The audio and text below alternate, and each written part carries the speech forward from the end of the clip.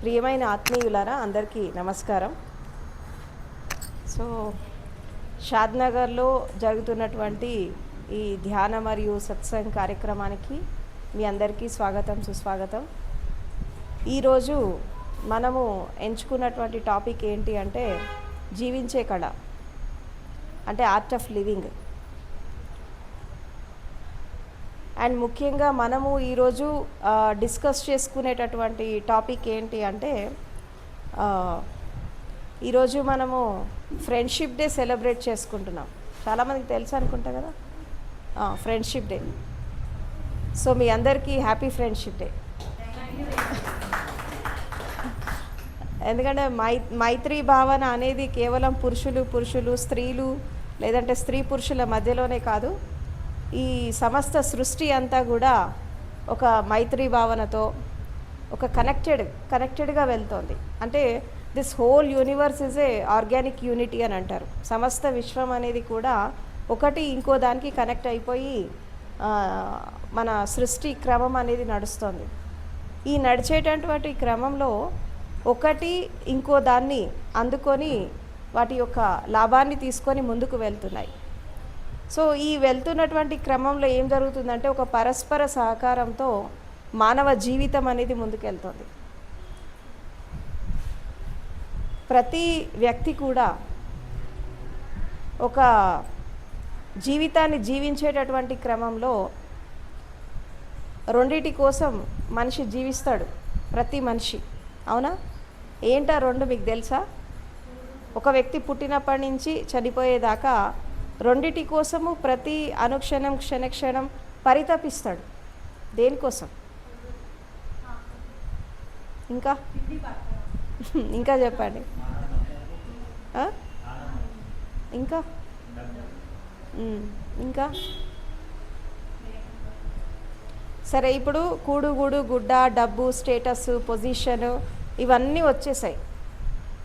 అయినా మనిషికి తృప్తి వస్తుందా? మరి ఇంకా దేనికోసం ఆరాటపడుతున్నాడు మనిషి? ఇంకా ఇంకా ఇంకా చెప్పండి. ఆనందం. ఇంకా నెక్స్ట్ ఇంకా జ్ఞానం అనేది లాస్ట్. అది ప్రతి మనిషి యొక్క లాస్ట్ డిజైర్ జ్ఞానం అనేది. అంటే అది అంతిమ లక్ష్యం అన్నట్టు.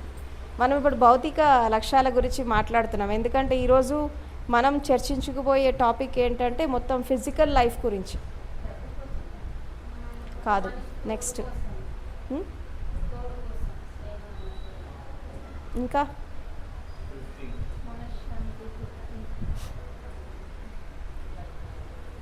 ఇప్పుడు మనం పుట్టినప్పటి నుంచి చనిపోయేదాకా ఈ సొసైటీలో, అంటే ఈ సమాజంలో అనేక రకాల రిలేషన్స్ ఏర్పడతాయి మనకి. అవునా? పుట్టినప్పుడు తల్లిదండ్రితో, తర్వాత అన్నదమ్ములు, అక్క చెల్లెళ్ళు, ఫ్యామిలీ, బంధువులు, స్నేహితులు, తర్వాత ఇంకొంచెం ముందుకెళ్తుంటే సొసైటీలో రకరకాల రిలేషన్స్. అండ్ ఒక యుక్త వయసు వచ్చాక భార్య, భర్త, పిల్లలు, సంసారం, ఇలా కొన్ని రిలేషన్స్ ఏర్పడుతూ ఉంటాయి.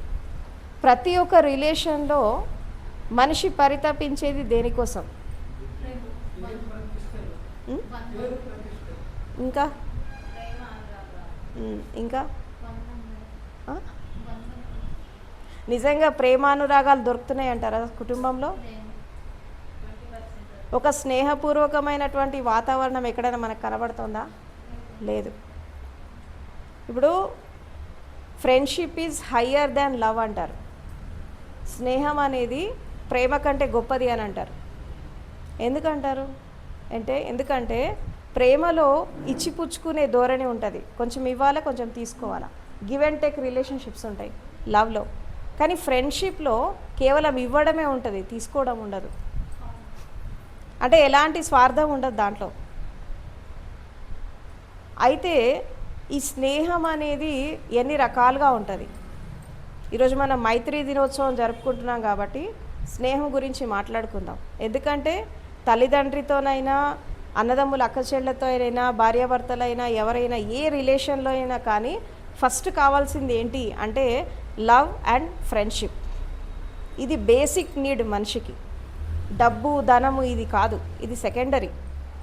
ఎందుకంటే ఎంత డబ్బు ఉన్నా ఏమున్నా మనిషికి ఆదరించేవాళ్ళు లేనప్పుడు, నీ మనసునిలో ఉన్న భావాన్ని పంచుకునేవాళ్ళు లేనప్పుడు, నీ సంతోషాన్ని దుఃఖాన్ని షేర్ చేసుకునేవాళ్ళు లేనప్పుడు ఎంత ఉన్నా వేస్టే, అది పనికిరాదు. ఇప్పుడు బాగా డబ్బున్న వాళ్ళని చూడండి కదా, పెద్ద పెద్ద ఇళ్ళు ఉంటాయి, అందులో ఇద్దరే ఉంటారు. అవునా? పెద్ద పెద్ద ఇల్లుంటే అందులో ఇద్దరే ఉంటారు. కనీసం వాళ్ళు కన్న పిల్లలు కూడా వాళ్ళతో ఉండరు. అంటే between life and death the man can do only one thing, that is love. మనిషి ప్రేమ కోసమే పరితపిస్తాడు జీవితాంతం. అది దొరకకనే ఈనాటి సమాజంలో ఇంత హింస జరుగుతుంది. ఈ అట్రాసిటీస్ కానీ, హింస కానీ, వాయిలెన్స్ కానీ, ఇదంతా ఎందుకు జరుగుతోందంటే మనిషికి ప్రేమ అంటే తెలియట్లేదు, మానవత్వం అంటే తెలియట్లేదు, కరుణ అంటే అర్థం కావట్లేదు, స్నేహం అంటే అర్థం కావట్లేదు. అంటే ఈ వర్డ్స్ అన్నీ కూడా ఈ వాట్సాప్లో, ఫేస్బుక్లో స్టేటస్ పెట్టుకోవడానికి బాగున్నాయి కానీ రియల్ లైఫ్లో ఆచరణాత్మకంగా లేవు. అంటే అంత స్వార్థం, ప్రతి దాంట్లో కూడా స్వార్థం అనేది ఎంటర్ అయిపోయింది. ఈ స్వార్థం అనేది మంచి వైపు ఉంటే పర్లేదు, కానీ చెడు వైపు ఎక్కువ వెళ్తుంది. అసలు స్వార్థం అనే పదానికి అర్థం ఏంటి? స్వార్థం అనే పదానికి అర్థం ఏంటి చెప్పండి, చెప్తారు ఎవరైనా? ఇంకా అసలు నిజంగా స్వార్థం అనే పదానికి అర్థం అని అదేనా, లేకపోతే దాన్ని వక్రీకరించారా నేటి సమాజంలో? మరి నిజమైన అర్థం ఏంటి?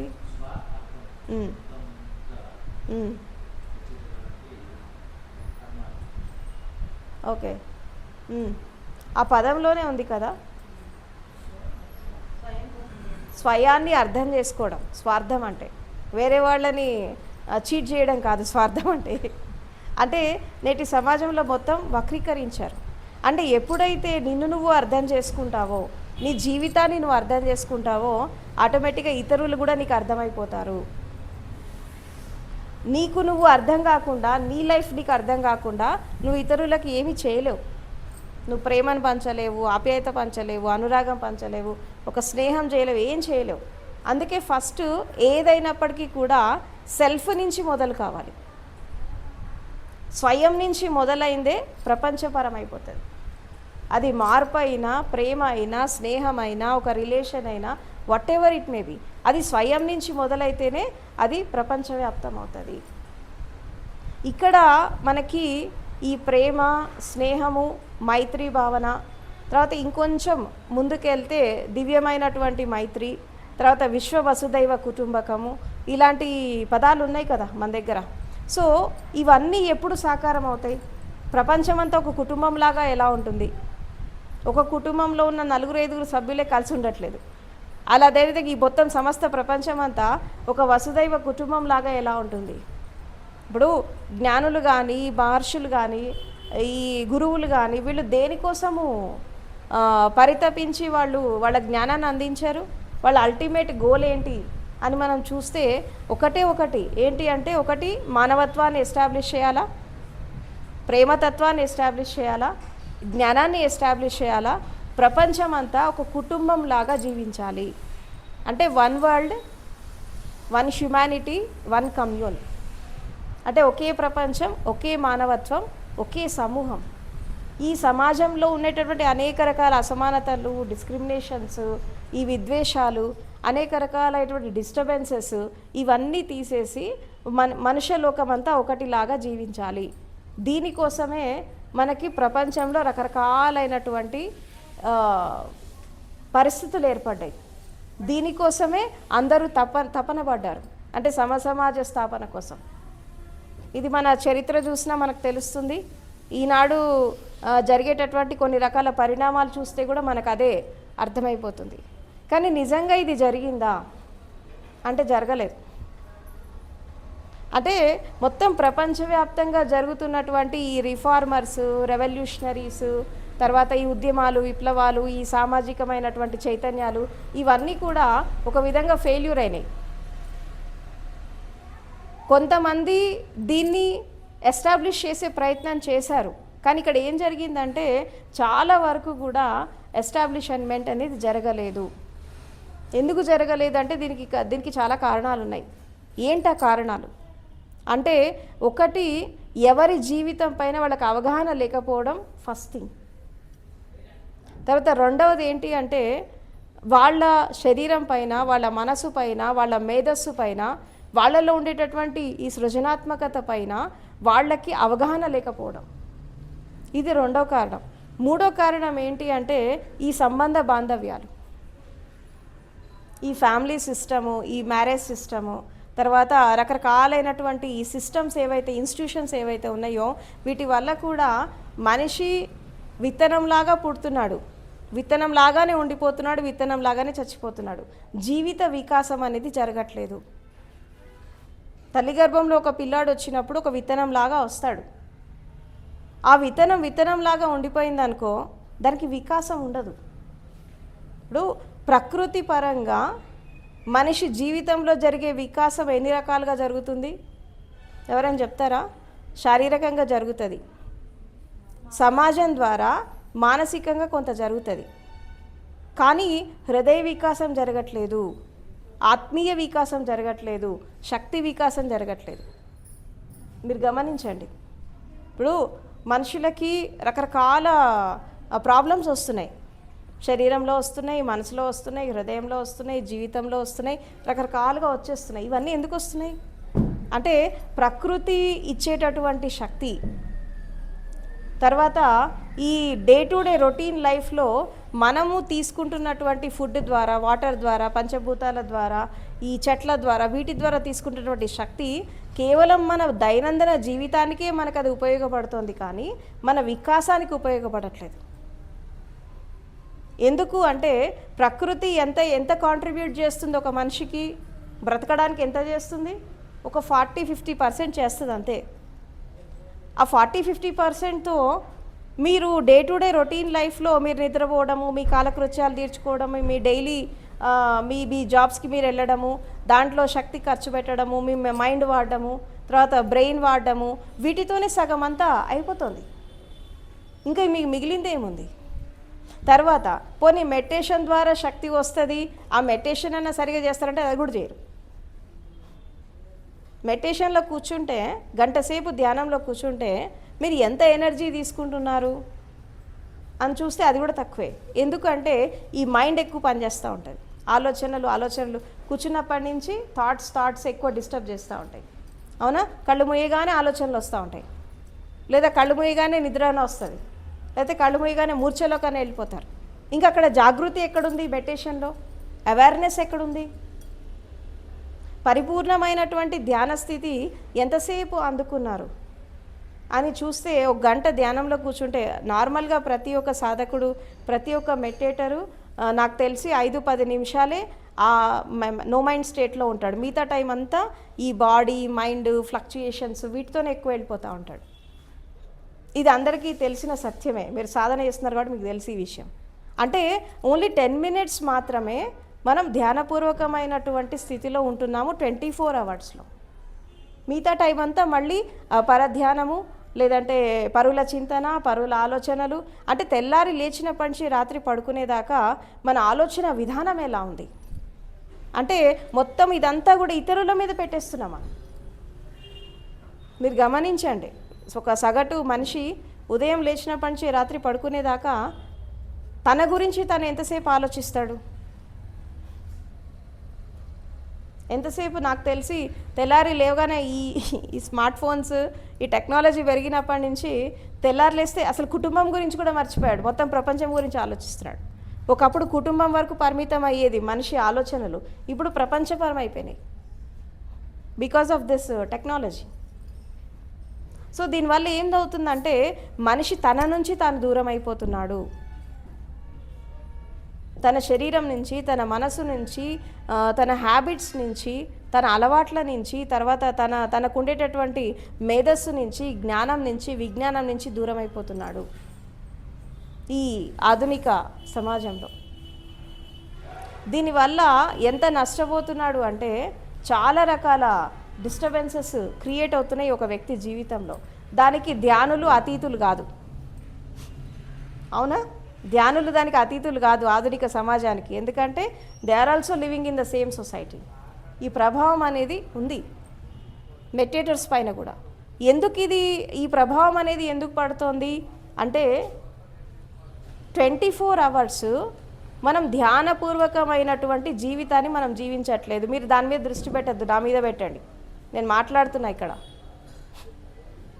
మీ కాన్సన్ట్రేషన్ అనేది ఇక్కడ నా పైన పెట్టండి. పక్కన ఎవరు వచ్చారు, ఏం చేస్తున్నారు, అది కాదు.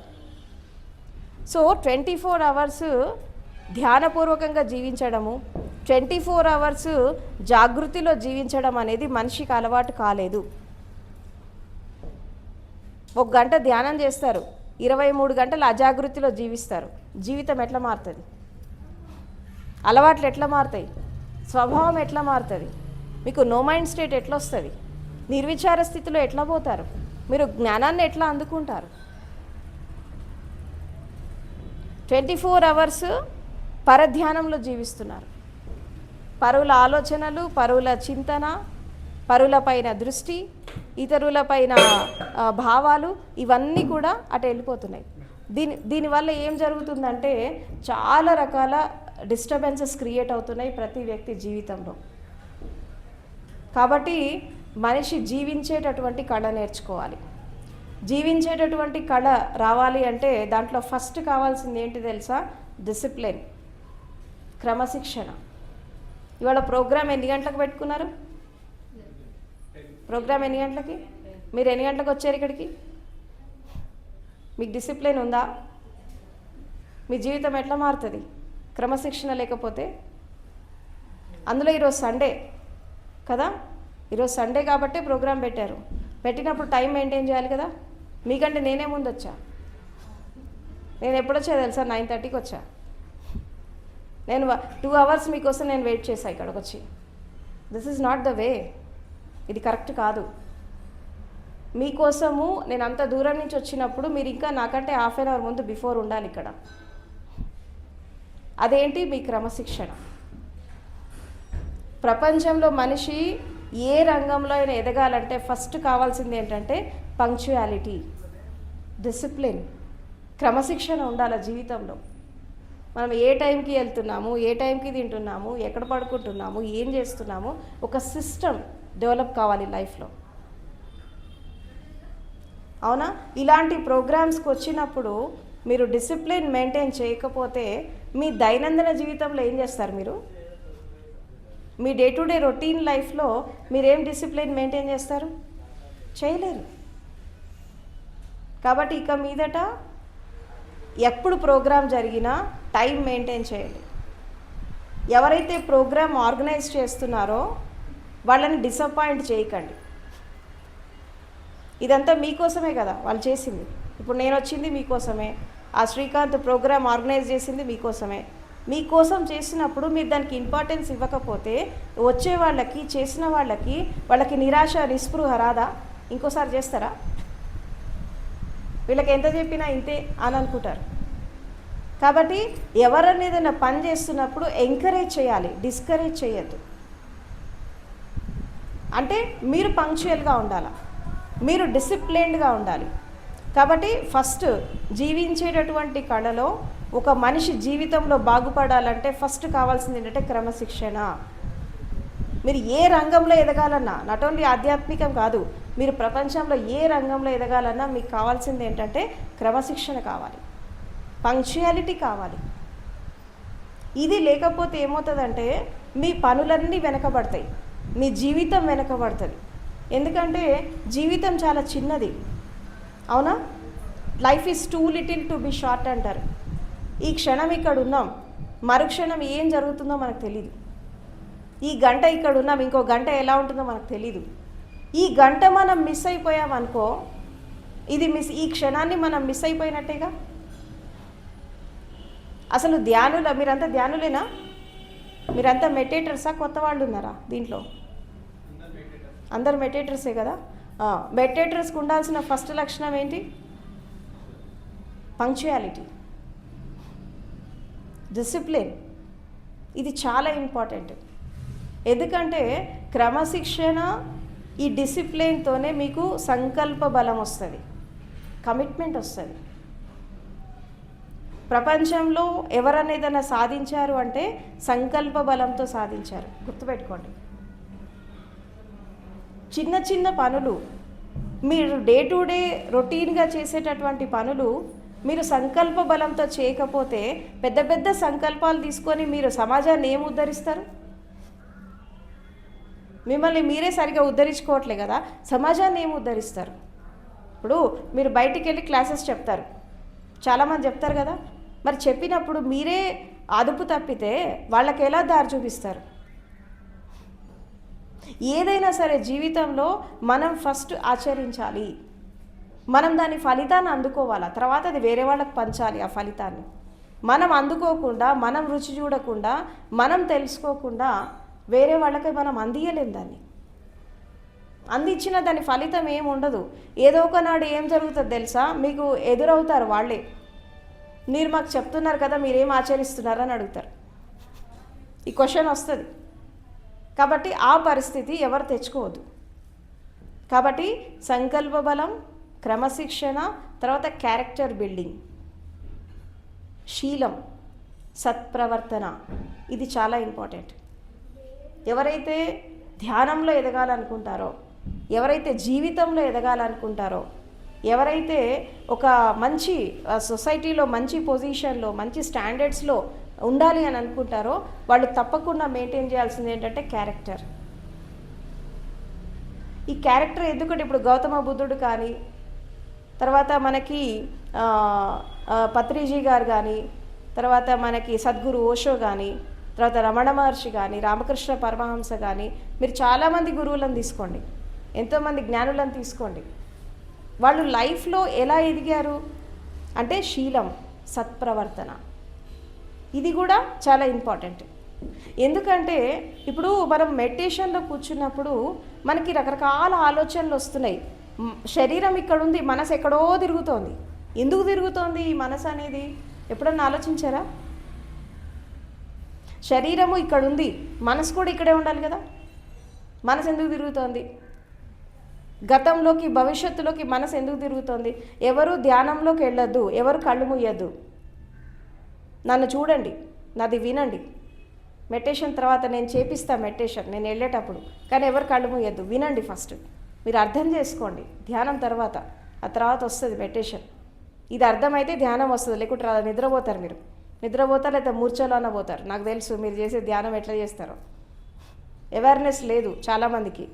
సో కాబట్టి జీవితంలో ఎప్పుడైనా కానీ మనము సొసైటీలో ఏదో ఒక రంగంలో మనం ఎదగాలంటే ఏంటంటే క్యారెక్టర్ బిల్డింగ్ అనేది చాలా ఇంపార్టెంట్. అందుకే గౌతమ బుద్ధుడు ఏం చెప్తాడంటే పంచశీల అంటాడు. అందులో ఫస్ట్ది ఏంటి? అహింస.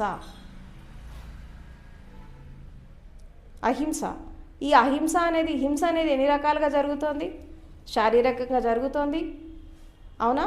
చేతల ద్వారా జరుగుతోంది, మాటల ద్వారా జరుగుతోంది, కర్మల ద్వారా జరుగుతోంది, తర్వాత భావాల ద్వారా జరుగుతోంది, ఆలోచనల ద్వారా జరుగుతోంది, రకరకాలుగా జరుగుతుంది. అంటే కేవలము మనము ఈ జంతువులను హింసిస్తే మాత్రమే హింస కాదు. హింస రకరకాలుగా జరుగుతుంది. మాటలతో, చేతలతో, కర్మలతో, మన వాణి ద్వారా, మన ఆలోచనల ద్వారా, మన భావాల ద్వారా, మన నడక ద్వారా, మన నడవడిక ద్వారా చాలా రకాల హింస జరుగుతూ ఉంటుంది. ఫస్ట్ మెట్టు ఎక్కారు హింసలో, ఎక్కినంత మాత్రాన మీరు అహింసావాదులు కాదు. ఇవన్నీ ఆపాల ఫస్ట్. అంటే మనస, వాచ, కర్మణ త్రికరణ శుద్ధిగా హింస అనేది జరగద్దు మీ ద్వారా. అది ఒకవేళ మీరు సాధిస్తే మీరు అప్పుడు అహింసవాదులు. అహింసనే పరమధర్మం అని ఎందుకు చెప్తారు అంటే ఎదుటి వాళ్ళు వాళ్ళ జీవితాన్ని వాళ్ళు సాఫీగా సాగిస్తున్నప్పుడు, మీరు వాళ్ళతో బంధం ఏర్పరచుకున్నప్పుడు, మీరు వాళ్ళతో రిలేట్ అయినప్పుడు, మీ ప్రవర్తన, మీ మాటలు, మీ నడత, మీ నడవడిక, మీ క్రమశిక్షణ, మీ పంక్చుయాలిటీ సరిగ్గా లేనప్పుడు అది మీ ద్వారా వాళ్ళకి హింసనే జరుగుతుంది. ఇప్పుడు ఫ్యామిలీస్లో జరుగుతుంది ఇదే కదా. ఫ్యామిలీస్లో జరుగుతుంది, సొసైటీలో జరుగుతుంది, రకరకాల ఇన్స్టిట్యూషన్స్లో జరుగుతుంది.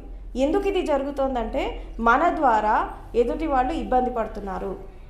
మన మాటలతోనో మన చేతలతోనో మనకి తెలుసో తెలియకనో మనం అజాగృతిలోనో జాగృతిలోనో ఇంటెన్షనల్గా అన్ఇంటెన్షనల్గానో వేరే వాళ్ళు మన ద్వారా ఇబ్బంది పడుతున్నారు. ఇది కూడా హింసనే, ఇది కూడా హింసనే.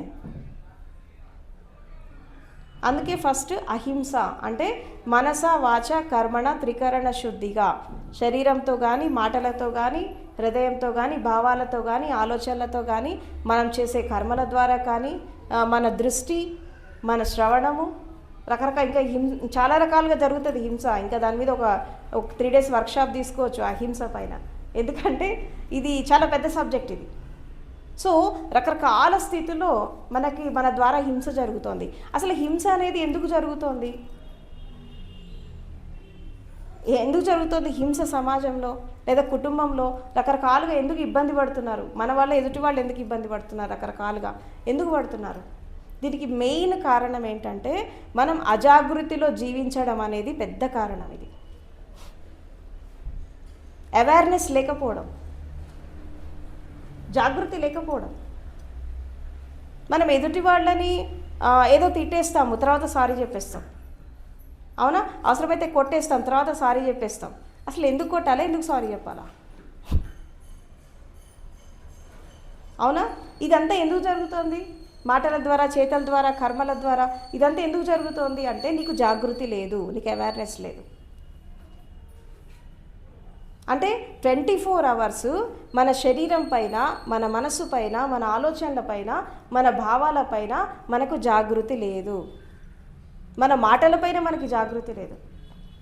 మాట మీద ధ్యాస లేదు, శరీరం మీద ధ్యాస లేదు, మనసు మీద ధ్యాస లేదు, ఆలోచనల మీద ధ్యాస లేదు, భావాల మీద ధ్యాస లేదు. ఇక శ్వాస మీద ధ్యాస ఎట్లొస్తుంది? ఇదన్నీ దాటితే శ్వాస,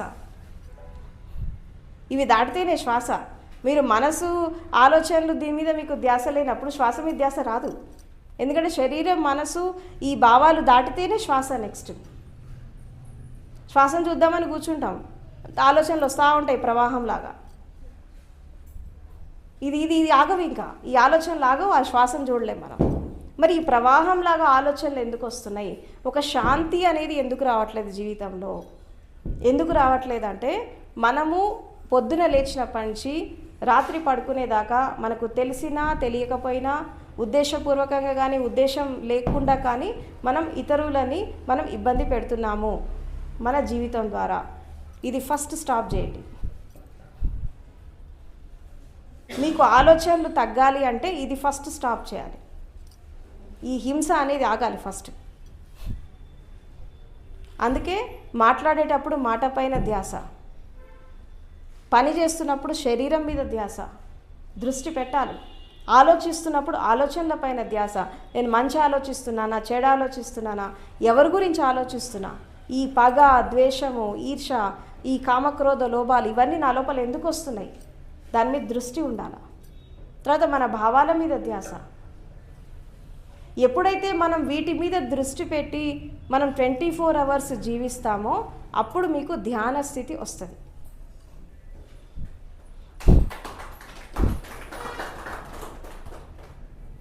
అందుకే లైఫ్ అనేది మనకి కంట్రోల్లో రావట్లేదు, జీవితం మీద మనకు ఒక ఆధిపత్యం రావట్లేదు. ఎందుకు రావట్లేదంటే మనం అవేర్నెస్లో జీవించట్లేదు. అసలు ధ్యానం అంటేనే జాగృతి, గుర్తుపెట్టుకోండి. Meditation is nothing but awareness.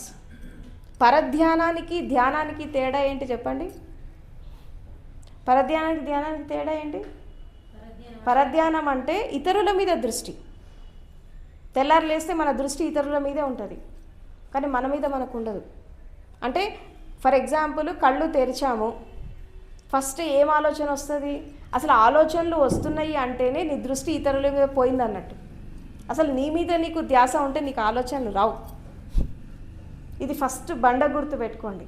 నీకు థాట్స్ ఉదయం లేచినప్పుడు ఆలోచనల ప్రవాహం మొదలైంది అంటేనే నువ్వు ఇతరుల వైపు ప్రవహిస్తున్నావు, సమాజం వైపు ప్రవహిస్తున్నావు అని ఫస్ట్ గుర్తుపెట్టుకోండి.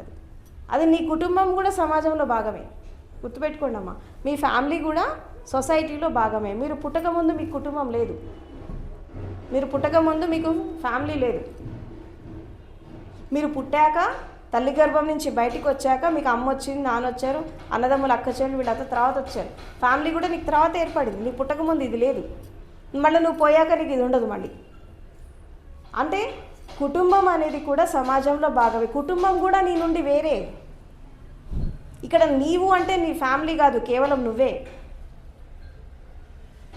నీవు అంటే కేవలం నువ్వే. ఇంకా ఇక్కడ నీకు భార్య, భర్త, పిల్లలు, అమ్మ, నాన్న వీళ్ళెవరు రారు. నువ్వంటే నువ్వే. లేవగానే ఫస్ట్ థాట్ నీ గురించి నీకు వచ్చింది అనుకో, అయ్యో నా లైఫ్ ఏంటి, నా కుటుంబం ఏంటి కాదు, నా లైఫ్ ఏంటి, నా శరీరం ఏంటి, నా ఆలోచనలు ఏంటి అని నువ్వు దాని మీద దృష్టి పెట్టి లేచావనుకో, అప్పుడు నీ మీద నీకు ధ్యాస ఉన్నట్టు. లేవగానే అయ్యో నా సంపాదన ఏంటి, నా డబ్బు ఏంటి, నా కుటుంబం ఏంటి, నా పిల్లలు ఏంటి, నా భార్య ఏంటి అనుకుంటా లేచావనుకో, నువ్వు పరధ్యానంలో ఉన్నట్టు. మీరు చూడండి, 24 అవర్స్లో మిమ్మల్ని మీరు ఒకసారి చెక్ చేసుకోండి. 24 గంటల్లో మీ మీద మీరు ఎంతసేపు ధ్యాస పెడుతున్నారు? అట్లీస్ట్ కాలకృత్యాలు తీర్చుకునేటప్పుడైనా మీ మీద మీకు ధ్యాస ఉంటుందా?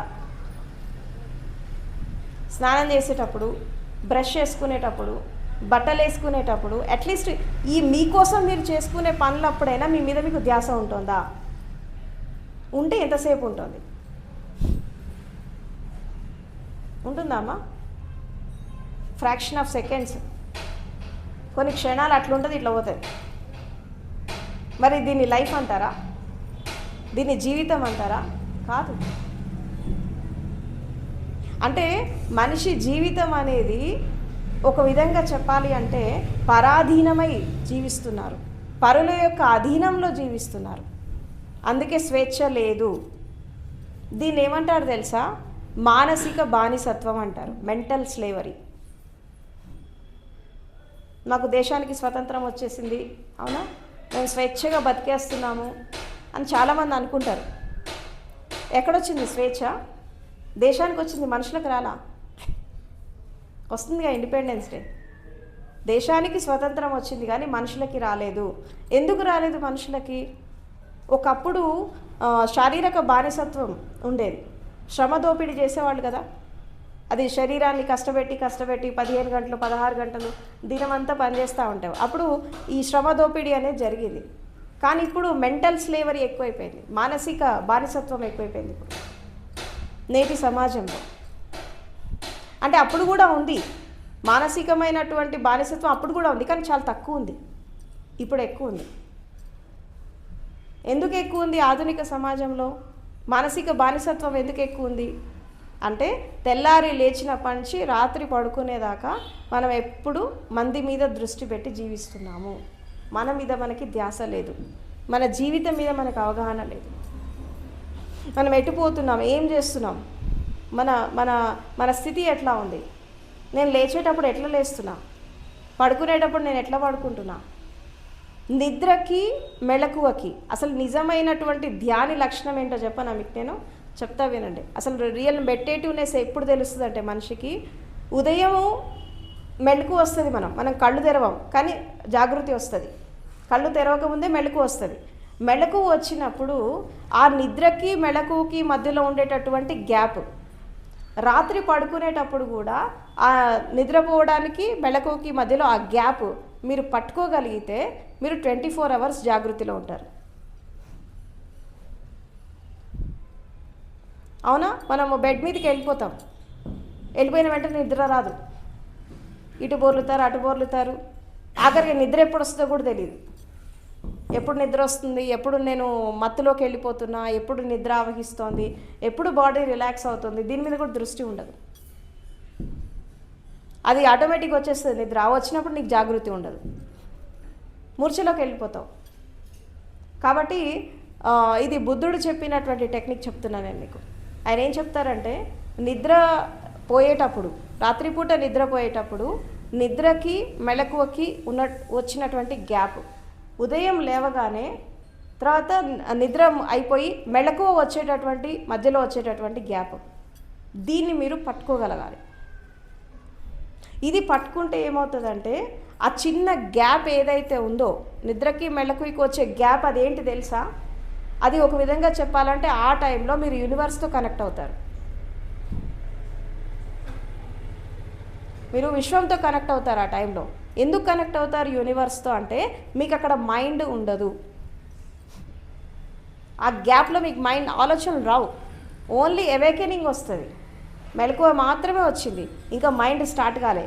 మైండ్ స్టార్ట్ అవ్వడానికి కొంత సమయం పడుతుంది అక్కడ, ఎందుకంటే బ్రెయిన్ వామప్ అవ్వాలి, బాడీ కదలాలి. అప్పుడు ఇది జరగడానికి ఒక 10 మినిట్సో 15 మినిట్సో పడుతుంది. ఈ ఆలోచన ప్రవాహం మొదలు కావడానికి 10 నిమిషాలు ఏమో గ్యాప్ ఉంటుంది. కొంతమందికి 5 మినిట్స్, కొంతమందికి 1 మినిట్ 2 మినిట్ వాళ్ళ స్థితులను బట్టి ఉంటుంది. ఆ గ్యాప్ మీరు పెంచుకోగలిగితే మీకు దినమంతా మీరు అవేర్నెస్లో ఉంటారు. ఇది చాలా ఇంపార్టెంట్ మెడిటేటర్స్కి. మార్నింగ్ లేచే టైము, రాత్రి పడుకునే టైం. అందుకే రాత్రిపూట నిద్రపోయేటప్పుడు ఈ శ్వాసని నాభి దగ్గర పెట్టి గమనించి నిద్రపోవాలంటారు. నాభి దగ్గర పెట్టి నిద్రపోతే ఏమవుతుందంటే మీరు ఆ గ్యాప్ పట్టుకోవచ్చు. నిద్ర రానంత వరకు మన దృష్టి మొత్తము నాభి పైన, కడుపు పైన పెట్టేసి అక్కడ శ్వాసని గమనించాలి. అప్పుడు ఏమవుతుందంటే ఆ అవేర్నెస్ పాయింట్ అనేది మీకు అక్కడ గుర్తుపడతారు దాన్ని. ఇప్పుడు ఒకటే గుర్తుపెట్టుకోండి, నిద్రకి మెలకువకి మధ్యలో ఉన్న గ్యాపు, తర్వాత చావుకి పుట్టుకకి ఉన్నటువంటి గ్యాప్ ఒకటే. మీరు నిద్రకి మెలకువకి ఉన్నటువంటి మధ్యలో గ్యాప్ మీరు దాన్ని పట్టుకోగలిగితే రేపు మీకు మరణం వచ్చినప్పుడు కూడా అక్కడ కూడా మీరు అవేర్నెస్లో ఉంటారు, అక్కడ కూడా మీకు జాగృతి వస్తుంది. ఎందుకు అంటే ఇప్పుడు ఇక్కడ మనకి నిద్ర కూడా ఒక విధంగా మరణం లాంటిదే. డైలీ మనం చచ్చి బతుకుతున్నాం, అవునా? రాత్రి నిద్రపోయిన వాళ్ళు తెల్లారు లేకపోతే పోయినట్టే కదా, అంటే పోయినట్టు మళ్ళీ, అవునా? అంతే. అదేవిధంగా అది మరణమేమో శాశ్వత నిద్ర, నిద్ర ఏమో తాత్కాలిక మరణం. అంటే రోజు మనం చచ్చి బతుకుతున్నాం. ఇంకా భగవంతుడి కృప, తెల్లారు లేచి సూర్యోదయం చూస్తున్నామంటే ఆయన కృప, అది అంతే. మెలకువ రాలేదనుకో అవుట్, అటే. మెలకువ వస్తుందంటే నిన్ను ఎవరో ఒకళ్ళు లేపుతున్నారు, వచ్చి నువ్వు లే, తెల్లారింది లే అని నీ లోపల ఏదో లేపుతోంది, ఏదో ఒక శక్తి లేపుతోంది. అది లేపడం అంటూ నిన్ను మర్చిపోయింది అనుకో, నువ్వు అవుట్, అంతే అయిపోతుంది. అది ఎండిగా వాళ్ళ లేదు, సూర్యోదయం చూడవిగా. అంటే ప్రకృతిలో ఒక సిస్టమ్ ఉంది, మన బాడీలో ఒక సిస్టమ్ ఉంది, బాడీకి కూడా ఒక ప్రకృతి ఉంది. సో కాబట్టి ఈ ప్రకృతి ఆ ప్రకృతిని అవేకెనింగ్ చేస్తుంది కాబట్టి నువ్వు లేస్తున్నావు. కాబట్టి ఈ నిద్రకి మెలకువకి మధ్యలో ఉండేటటువంటి గ్యాప్ పట్టుకునే ప్రయత్నం చేయాలి. అప్పుడు ఏమవుతుందంటే దినమంతా మీకు అవేర్నెస్ వస్తుంది. ఎప్పుడైతే మీరు ఆ గ్యాప్ పట్టుకుంటారో మీకు సైలెన్స్ మూమెంట్స్ పెరుగుతాయి మీ లోపల, ఆ ప్రశాంతకరమైనటువంటి స్థితి మీ లోపల పెరుగుతుంది. అప్పుడు మీరు పని చేస్తున్నా, మీరు ధ్యానంలో కూర్చున్నా, మీరు ఏ వర్క్ చేస్తున్నప్పటికీ కూడా మీకు ఆ అవేర్నెస్ ఉంటుంది, ఆ జాగృతి ఉంటుంది. ఎందుకంటే ఇది చాలా ఇంపార్టెంట్. మార్నింగ్ మూమెంట్స్ ఉంటాయి చూసారా, మార్నింగ్ మనం మెలకు వచ్చిన వెంటనే 1 గంట స్పెషల్ మూమెంట్స్ ఉంటాయి, ప్రతి మనిషికి ఉంటుంది జీవితంలో. ఆ మూమెంట్ అనేది మనము జాగృతికి ఉపయోగించుకోవాలి. దాన్ని ఎవేకెన్ అయ్యాము అంటే, మెలకువ వచ్చింది అంటే అన్ని విధాలుగా మెలకువ రావాలి. మెలకువ రావడం అంటే కళ్ళు తెరవడం కాదు, లోపల చాలా ఓపెన్ అప్ కావాలి. కళ్ళు తెరిస్తేనే మెలకువ వచ్చినట్టు కాదు, లోపల చాలా ఓపెన్ అప్ అవుతాయి. దాని మీద కూడా నీకు దృష్టి ఉండాలి. ఇంత సిస్టమేటిక్గా మీరు ఎప్పుడన్నా సాధన చేశారా? చెయ్యాలి మరి, అట్లా అయితేనే జ్ఞానం వస్తుంది, లేకుంటే రాదు. ధ్యానం అనేది కూడా పద్ధతి ప్రకారం చేయాలి, సిస్టమేటిక్గా చేయాలి. మెడిటేషన్ అనేది కూడా అంటే జీవితమే ధ్యానపూర్వకంగా అయిపోవాలి. ధ్యానం సపరేట్ పార్ట్ కాదు మీ జీవితంలో, జీవితమే ధ్యానం అయిపోవాలి. జీవితం ధ్యానం అవ్వడం అంటే సింపుల్గా చెప్పాలంటే మీరు జాగృతిలో జీవించాలి, అవేర్నెస్లో జీవించాలి. ఆ అవేర్నెస్లో జీవించేటప్పుడు మీరు దేని పట్ల జాగృతిలో ఉంటారో అది ఇంపార్టెంట్ కాదు. మీరు శరీరం పట్ల ఎరుకతో జాగృతిలో ఉంటారా, లేకపోతే మనసు పట్ల పెడతారా, లేకపోతే శ్వాస పట్ల పెడతారా, ఏదో ఒక దాని పట్ల నీకు ఎరుక ఉండాలి. అసలు నిజంగా ఆనాపానసతి టెక్నిక్ చేసేవాళ్ళు 24 అవర్స్ శ్వాసతో ఉండాలి. ఒక గంట దృష్టి పెట్టడం కాదు శ్వాస పైన, 24 అవర్స్ పెట్టాలి. యాక్చువల్గా అసలు బుద్ధుడి కాలం, పతంజలి కాలంలో వాళ్ళు చేపించే సాధన ఇదే. అదే నేర్చుకోవాలి. 24 అవర్స్ నేర్చుకోవాలి. అంటే ఇప్పుడు మీరు గమనించండి, శ్వాస అనేది ఒక్కొక్కసారి ఒక్కోలాగా వస్తూ ఉంటుంది. ఇదన్నా తెలుసా అందరికీ? ఎంతమంది తెలుసు? ఒక్కొక్క టైంలో ఒక్కోలాగా వస్తూ ఉంటుంది, అవునా? మనసులో బాగా అలజడి ఉన్నప్పుడు శ్వాస వేగవంతం అయిపోతుంది. మనం పరిగెత్తినప్పుడు ఒకలాగా వస్తుంది, మనం ప్రశాంతంగా ఉన్నప్పుడు ఇంకోలాగా వస్తుంది, మనం ధ్యానంలో ఉన్నప్పుడు ఒకలాగా వస్తుంది, పరధ్యానంలో ఉన్నప్పుడు ఇంకోలాగా వస్తుంది, అవునా? మనం చేసే పనిని బట్టి, మనం చేసే కర్మని బట్టి శ్వాస తన వేగాన్ని తగ్గించుకోవడం, పెంచుకోవడం అనేది జరుగుతూ ఉంటుంది. ఇది గమనించాలి. 24 అవర్స్ గమనించాలి దీన్ని. నడుస్తున్నప్పుడు శ్వాస ఎట్లా వస్తుంది, కూర్చున్నప్పుడు శ్వాస ఎట్లా వస్తుంది, కళ్ళు ముయ్యక్కర్లా, కళ్ళు తెరిచే గమనించాలి శ్వాసని. ఇది కూడా చెప్తున్నా, కళ్ళు తెరిచే గమనించాలి. ఎట్లా గమనించాలి కళ్ళు తెరిచి? అసలు ధ్యానం అనేది కళ్ళు తెరిచి ఎలా చేయాలి ఫస్ట్ నేర్చుకోండి మీరు. అది ఫస్ట్ కళ్ళు మూసి కాదు, కళ్ళు తెరిచి మెడిటేటివ్నెస్లో ఎట్లా ఉండాలో నేర్చుకోవాలి. ఎందుకంటే కళ్ళు మూసి మనం కేవలం 1-2 గంటలే ఉంటాం, మిగతా అంతా కళ్ళు తెరిచే ఉంటాం ప్రపంచంలో. ఈ కళ్ళు తెరిచి మనం ధ్యానపూర్వకంగా ఎలా జీవించాలి, ఇది నేర్చుకోవడమే జీవించే కళ. ఆర్ట్ ఆఫ్ లివింగ్ అంటే ఏంటి? కళ్ళు తెరిచి మనం జీవితాన్ని ఎలా, జాగృతిలో ఎలా జీవించాలి, that is the art of living. ఎలా మనము మన బాడీని, మన మైండ్ని, మన ఆలోచనలని మనం ఎలా మేకప్ చేసుకోవాలి, ఎలా మనం దాన్ని ఆకళింపు చేసుకోవాలా, జీవితాన్ని అర్థం చేసుకొని జీవించడమే ధ్యానపూర్వక జీవితం. ఇదే జీవించేటటువంటి కళ.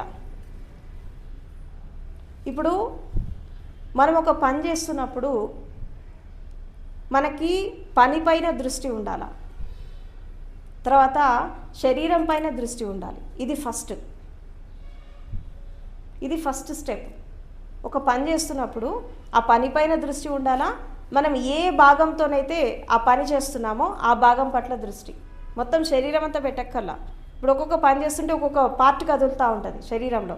అప్పుడప్పుడు చేతులు కదులుతాయి, కాళ్ళు కదులుతాయి, అవునా? కళ్ళు, దృష్టి కదులుతూ ఉంటుంది. సో మనం ఏ పార్ట్ ఉపయోగించి మనం శరీరంతో పని చేస్తున్నామో ఆ చేసే పని పైన దృష్టి, తర్వాత ఈ భాగం పైన దృష్టి. ఇది ఫస్ట్ సాధించాలి. ఇప్పుడు నడుస్తున్నప్పుడు మన పాదాల మీద మనకి దృష్టి ఉండాలా. రోడ్డు మీద నడుస్తున్నప్పుడు ఇష్టం వచ్చినట్టు నడిచావనుకో ఏమవుతుంది? కాళ్ళకి రాళ్ళు తగులుతాయి, బండ్లు వచ్చి గుద్దుతాయి, ఏమేమో జరుగుతాయి. బండి నడిపేటప్పుడు నీకు అవేర్నెస్ లేదనుకో ఏమవుతుంది? యాక్సిడెంట్ అవుతుంది. అంటే రకరకాల ప్రమాదాలు జరుగుతూ ఉంటాయి డే టు డే రొటీన్ లైఫ్లో. ఆడవాళ్ళు అయితే వంట చేసినప్పుడు చేతులు కాల్చుకుంటారు, కాళ్ళు కాల్చుకుంటారు, దాన్ని పొగ పెడతారు స్టవ్ మీద పెట్టి.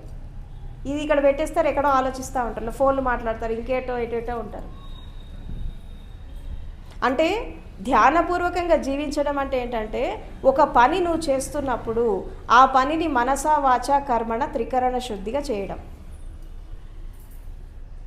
అంటే శరీరాన్ని, మనసుని, ఆలోచనని అక్కడే పెట్టి చేయడం. ఒకసారికి ఒక పని చేయాలా, ఒకసారి 10 పనులు చేయొద్దు.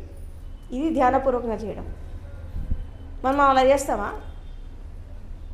ఏకాగ్రతతో ఫస్ట్ మనం సాధించాల్సింది ధ్యాన స్థితి కాదు, ఏకాగ్రత. మనసు పరిపరి విధాలుగా పోతోంది. ఈ పరిపరి విధాలుగా పోతున్నటువంటి మనసుని ఒక పని మీద ఫోకస్ చేయాలి. దీన్ని ఏమంటారు? కాన్సన్ట్రేషన్. ఇది ఫస్ట్. అంటే కళ్ళు తెరిచి మనం జీవితాన్ని జీవిస్తున్నప్పుడు మనం ఫస్ట్ రావాల్సింది మనకి ఏంటంటే ఏకాగ్రత. ఏకాగ్రతతో మనం ఎన్ని పనులు చేస్తాం పొద్దున లేచినప్పటి నుంచి చెప్పండి? ఒకే పని, ఒక్కొక్కసారికి ఒకే పని. ఇంకక్కడ శరీరము, మనసు, హృదయము, భావాలు అన్నీ దాని మీదే లగ్నం కావాలి. ఒకవేళ నీకు ఆలోచనలు వస్తే ఆ పని గురించే రావాలి, ఇంకా వేరే పనుల గురించి రావద్దు. మైండ్ పనిచేస్తుంది. దేని గురించి పనిచేయాలా? ఆ వర్క్ గురించే. నీ శరీరం ఏదైతే పనిచేస్తుందో దాని మీదే దృష్టి పెట్టినప్పుడు ఆ ఆలోచనలే రావాలి. ఆ పని కంప్లీట్ అయిపోయాక నెక్స్ట్ వేరే పని.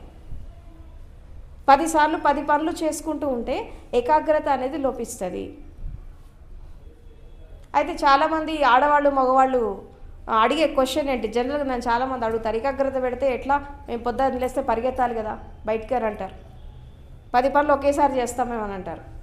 కానీ 10 పనులు ఒకేసారి చేసినప్పటికీ కూడా 10 పనులు ఒకేసారి ఎవరు చేయలేరమ్మా, గుర్తుపెట్టుకోండి. 1 by 1 చేస్తారు. ఒకవేళ హడావిడిగా చేసినప్పటికీ కూడా, ఇప్పుడు ఫర్ ఎగ్జాంపుల్ మీరు ఇంట్లో వంట చేస్తున్నారు, మీరు బయట నుంచి ఎవరో పిలిచారు మిమ్మల్ని, మీరు ఏం చేస్తారు, ఇక్కడి నుంచి అక్కడికి జంప్ కావాలంటే నువ్వేం చేయాలా, ఆ స్టవ్ బంద్ చేసి అవ్వాలా, లేదంటే సిమ్లో అన్న పెట్టాలి, అవునా, లేదంటే అది వర్క్ కంప్లీట్ చేసుకోవాలన్నా బయటికి వెళ్ళాలి. ఇది కంప్లీట్ కాకుండా నువ్వు అక్కడికి పోవు కదా, దీన్ని ఇక్కడ ఫినిష్ చేస్తావు ఫస్ట్. అంటే ఓకే, అది తాత్కాలికంగా ఫినిష్ చేసావు, కంప్లీట్గా కాలేదు ఆ పని, ఓకే, దాన్ని కొంతసేపు ల్యాప్స్ చేసావు, దాన్ని తగ్గించేసావు, స్టవ్ తగ్గించేసావు, వెళ్ళిపోయావు బయటికి. మళ్ళీ ఈ వెళ్తున్నప్పుడు నీకు జాగృతి ఉండాలి కదా, వెళ్తున్నప్పుడు జాగృతి ఉండాలా, నువ్వెవరితోనైతే మాట్లాడుతున్నావో వాళ్ళ పట్ల నీకు జాగృతి ఉండాలి, నువ్వేం మాట్లాడుతున్నావో నీకు తెలియాలి కదా. ఆ పని అక్కడ మాట్లాడడం అయిపోయింది, వాళ్ళని పంపించేస్తావు, మళ్ళీ నువ్వు కిచెన్కి వస్తావు, బ్యాక్ టు పెవిలియన్, మళ్ళీ ఇక్కడ వంట కంప్లీట్ చేయాలిగా. అంటే మీరు గమనించండి, ఎంత హరీబరీగా మనం పనులు చేసినా ఒకసారికి ఒక పని మాత్రమే చేయగలడు మనిషి, 10 పనులు చేయలేడు.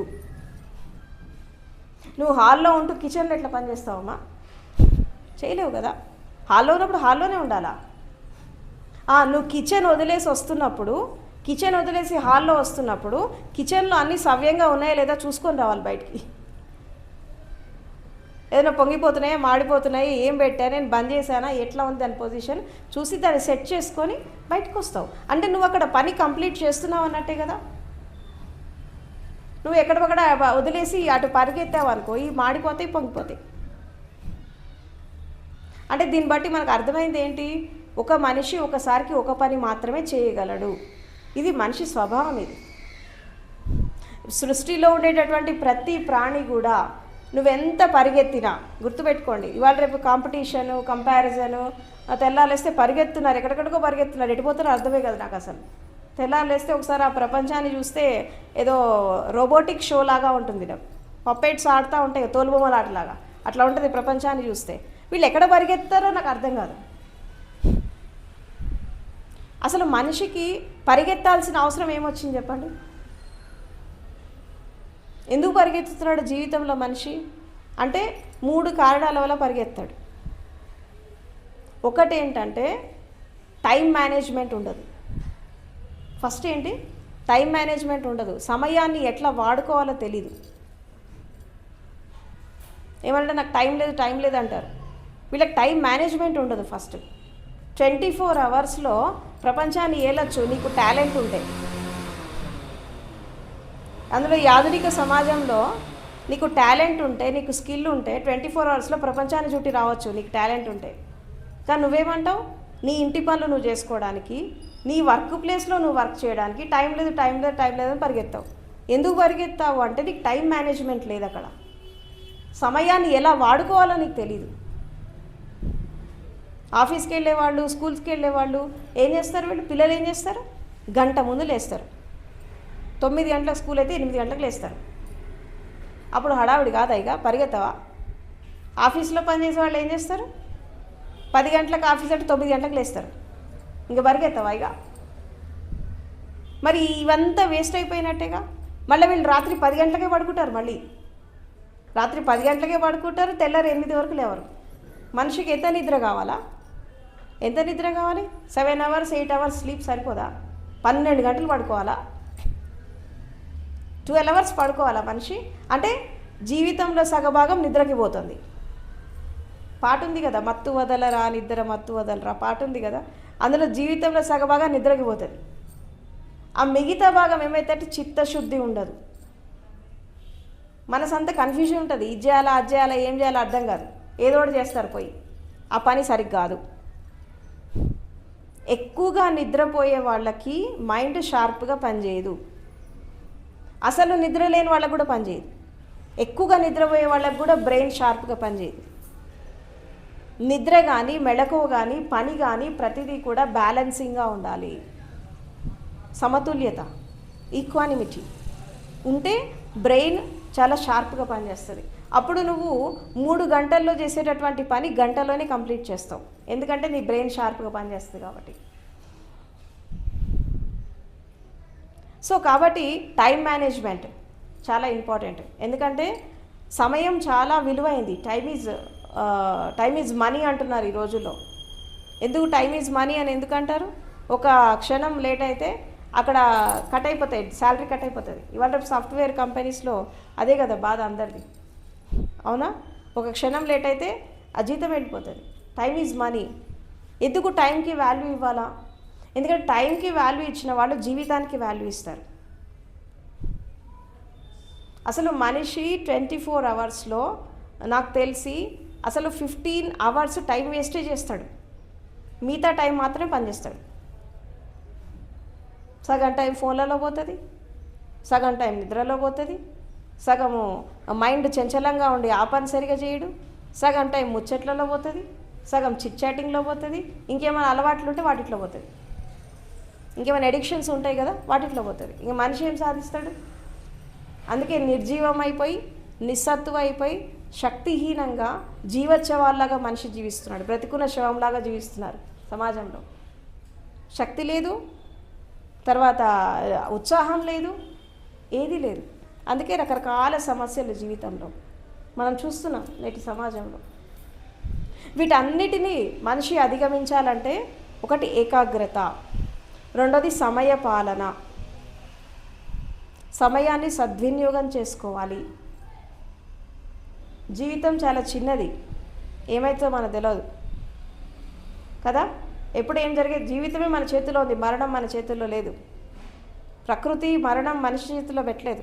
ఒక జ్ఞానికైనా అజ్ఞానికైనా మరణం అనేది జ్ఞానికి తెలిసి వస్తుంది, అజ్ఞానికి తెలియకుండా వస్తుంది, అంతే తేడా. అది కూడా మన చేతుల్లో లేదు. వాళ్ళకి సమయం తెలుస్తుంది వచ్చేటప్పుడు. జ్ఞానులకి ఏంటి? మృత్యు వచ్చేటప్పుడు తెలుస్తుంది వాళ్ళకి, కాబట్టి డిక్లేర్ చేస్తారు పలానా టైంకి మేము పోతామని. అజ్ఞానికి తెలీదు, సడన్గా వచ్చేస్తుంది రా అంటది. నువ్వు అప్పుడు ఏం చేయలేవు, వెళ్ళిపోవాల్సిందే. అమ్మ నాకు ఇల్లుంది, వాకిలుంది, భార్య పిల్లలు ఉన్నారు, నాకు ఉద్యోగం ఉంది, నేను రానంటే ఊరుకుంటుందా? రా అంటది. నీకు టైం అయిపోయింది రా అంటది. ఇన్నాళ్ళు నుండి ఏం సాధించావు, ఇవి వచ్చేసే అంటది. ఏది ప్రపంచంలో ఏది మన కోసం ఆగదు. సమయం ఆగదు, కాలం ఆగదు, జీవితం ఆగదు, వయస్సు ఆగదు, శరీరం ఆగదు, ఏది ఆగదు. కాలచక్ర గమనంలో ప్రతిదీ సాగిపోతూ ఉంటుంది, నీకు ఇష్టం ఉన్నా లేకున్నా. ఇది సృష్టి ధర్మం. ఇది ఇలాంటి సృష్టి ధర్మంలో జీవిస్తున్నటువంటి మనము సమయాన్ని ఎంత బాగా ఉపయోగించుకోవాలి అంటే టైం మేనేజ్మెంట్, సమయ పాలన చాలా ఇంపార్టెంట్, పంక్చువాలిటీ చాలా ఇంపార్టెంట్, సంకల్ప బలం చాలా ఇంపార్టెంట్. ఇవన్నీ చేయాలంటే నీకు కావాల్సింది ఏంటంటే ధ్యానపూర్వకంగా జీవించడం, అవేర్నెస్తో జీవించడం అనేది చాలా ఇంపార్టెంట్. అందులో ఎస్పెషల్లీ ధ్యానం చేసేవాళ్ళు, ఆధ్యాత్మిక మార్గంలో నడిచేవాళ్ళు, గురువుల దగ్గర పోయేవాళ్ళు మాత్రము జీవితాన్ని కాపాడుకోండి. మీరు కూడా బయట వాళ్ళ లెక్క ఉండదు, బయట వాళ్ళ లెక్క ఉండదు. ఉండి మీరు ఇక్కడ ఉన్నా అక్కడ ఉన్నా ఒకటే అయిపోతుంది కదా. లేకపోతే మీరు బయట ఉన్నా ఇక్కడ ఉన్నా, మీరు ఒక ఆధ్యాత్మిక సంస్థలోకి వచ్చాక, ఒక గురు పరంపరలోకి వచ్చాక, అవునా, జీవితాన్ని మార్చుకోవాలి అని మీరు సంకల్ప బలంతో వచ్చాక, ఇక్కడికి వచ్చాక కూడా మీ జీవితాలు మారలేదనుకోండి, మీరు వచ్చి కూడా వేస్ట్. బయట ఉన్న వాళ్ళకి మీకు పెద్ద తేడా ఏముండదు. కాబట్టి లైఫ్లో ఎప్పుడైనా కానీ టైం మేనేజ్మెంట్. ఇంకోటి ఏంటంటే మనం సమయ పాలన చేసినప్పుడు మనం చాలా ఏకాగ్రతతో చేస్తాం పని, మనకు మనసు అటు ఇటు పారిపోదు. ఇంట్లో ఉండే ఆడవాళ్ళైనా పర్లేదు, స్కూల్కి వెళ్ళే పిల్లలైనా పర్లేదు, జాబ్ చేసేవాళ్ళు, వ్యాపారాలు చేసేవాళ్ళు, ఎవరైనా కానీ ఒక సిస్టమ్ డెవలప్ చేసుకోవాలి. ఇప్పుడు దేశానికి ఒక కాన్స్టిట్యూషన్ ఉందా, రాజ్యాంగం ఉందా? దేశానికి ఉంది కాబట్టే అడ్మినిస్ట్రేషన్ అంతా సిస్టమేటిక్గా జరుగుతుంది, అవునా? జ్యుడిషియరీ కానీ అడ్మినిస్ట్రేషన్ కానీ అన్ని లా అండ్ ఆర్డర్ కానీ అన్నీ పర్ఫెక్ట్గా జరుగుతున్నాయి. ఎందుకు జరుగుతున్నాయి అంటే కాన్స్టిట్యూషన్ ఉంది. ఆ కాన్స్టిట్యూషన్ ప్రకారమే ఈ సమాజము, ఈ ప్రభుత్వాలు ఇవన్నీ సిస్టమేటిక్గా నడుస్తున్నాయి కాబట్టి ఒక పద్ధతి ఉంది. అదేవిధంగా నీ జీవితానికి కూడా సంవిధానం ఉండాలి కదా. నీ జీవితానికి కూడా కొన్ని రూల్స్, రెగ్యులేషన్స్, కొన్ని పాలసీలు ఇవన్నీ ఉంటాయి కదా. అవి ఏవి మీ దగ్గర?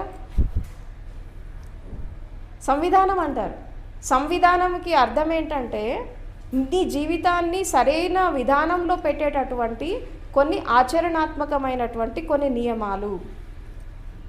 సమాజాన్ని అదుపులో పెట్టడానికి, ప్రభుత్వాన్ని అదుపులో పెట్టడానికి, చట్టాన్ని అదుపులో పెట్టడానికి ఒక కాన్స్టిట్యూషన్ ఉంది, ఒక రాజ్యాంగం ఉంది దేశానికి.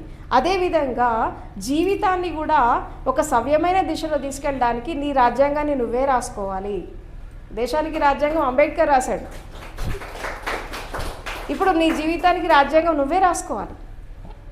ఇది ఎవరు రాయరు, నీ జీవితాన్ని నువ్వే రాసుకోవాలి. ఆ రాసుకున్న దాన్ని నువ్వు యథాతథంగా ఆచరించాలి. రాసుకోవడం ముఖ్యం కాదు, ఆచరణ కూడా చాలా ఇంపార్టెంట్. ఆచరించినప్పుడు ఏం జరుగుతుంది అంటే అప్పుడు నీ లోపల మార్పు అనేది మొదలవుతుంది, చేంజెస్ స్టార్ట్ అవుతాయి. ఆ చేంజెస్ ఎప్పుడైతే నీ లోపల స్టార్ట్ అవుతాయో అక్కడ ఏం జరుగుతుంది అంటే నీ లోపల శక్తి వికాసం జరుగుతుంది, మానసిక వికాసం జరుగుతుంది, బుద్ధి వికాసం జరుగుతుంది, తర్వాత నీ శారీరక వికాసం జరుగుతుంది, తర్వాత లాస్ట్లో వెళ్ళాలంటే జ్ఞాన వికాసం జరుగుతుంది, తర్వాత విజ్ఞాన వికాసం, నాలెడ్జ్ గెయినింగ్ కూడా పెరుగుతుంది. నువ్వు పనులు చేయడంలో ఇంటెన్సిటీ పెరుగుతుంది. నువ్వు రోజులో హార్డ్లీ 4-5 పనులు చేస్తావేమో, కానీ నీ లోపల ఇది పెరిగితే నువ్వు 10 పనులు ఒకేసారి కూడా చేయగలుగుతావు. దాన్ని ఏమంటారు, డబల్ ఎరోడ్ కాన్షియస్నెస్ అంటారు. డబల్ ఎరోడ్ కాన్షియస్నెస్ అంటే ఒకేసారి 10 పనులను ఒకేసారి చక్కబెట్టడం. ఆ క్షమత నీ లోపల వచ్చేస్తుంది, ఆ దక్షత వస్తుంది నీ లోపల. ఎప్పుడు వస్తుంది ఇదంటే జీవితం చాలా బ్యాలెన్సింగ్గా తీసుకెళ్ళాలి. దీన్ని బుద్ధుడు ఏం చెప్తాడంటే సమ్యక్ జాగృతి, రైట్ అవేర్నెస్.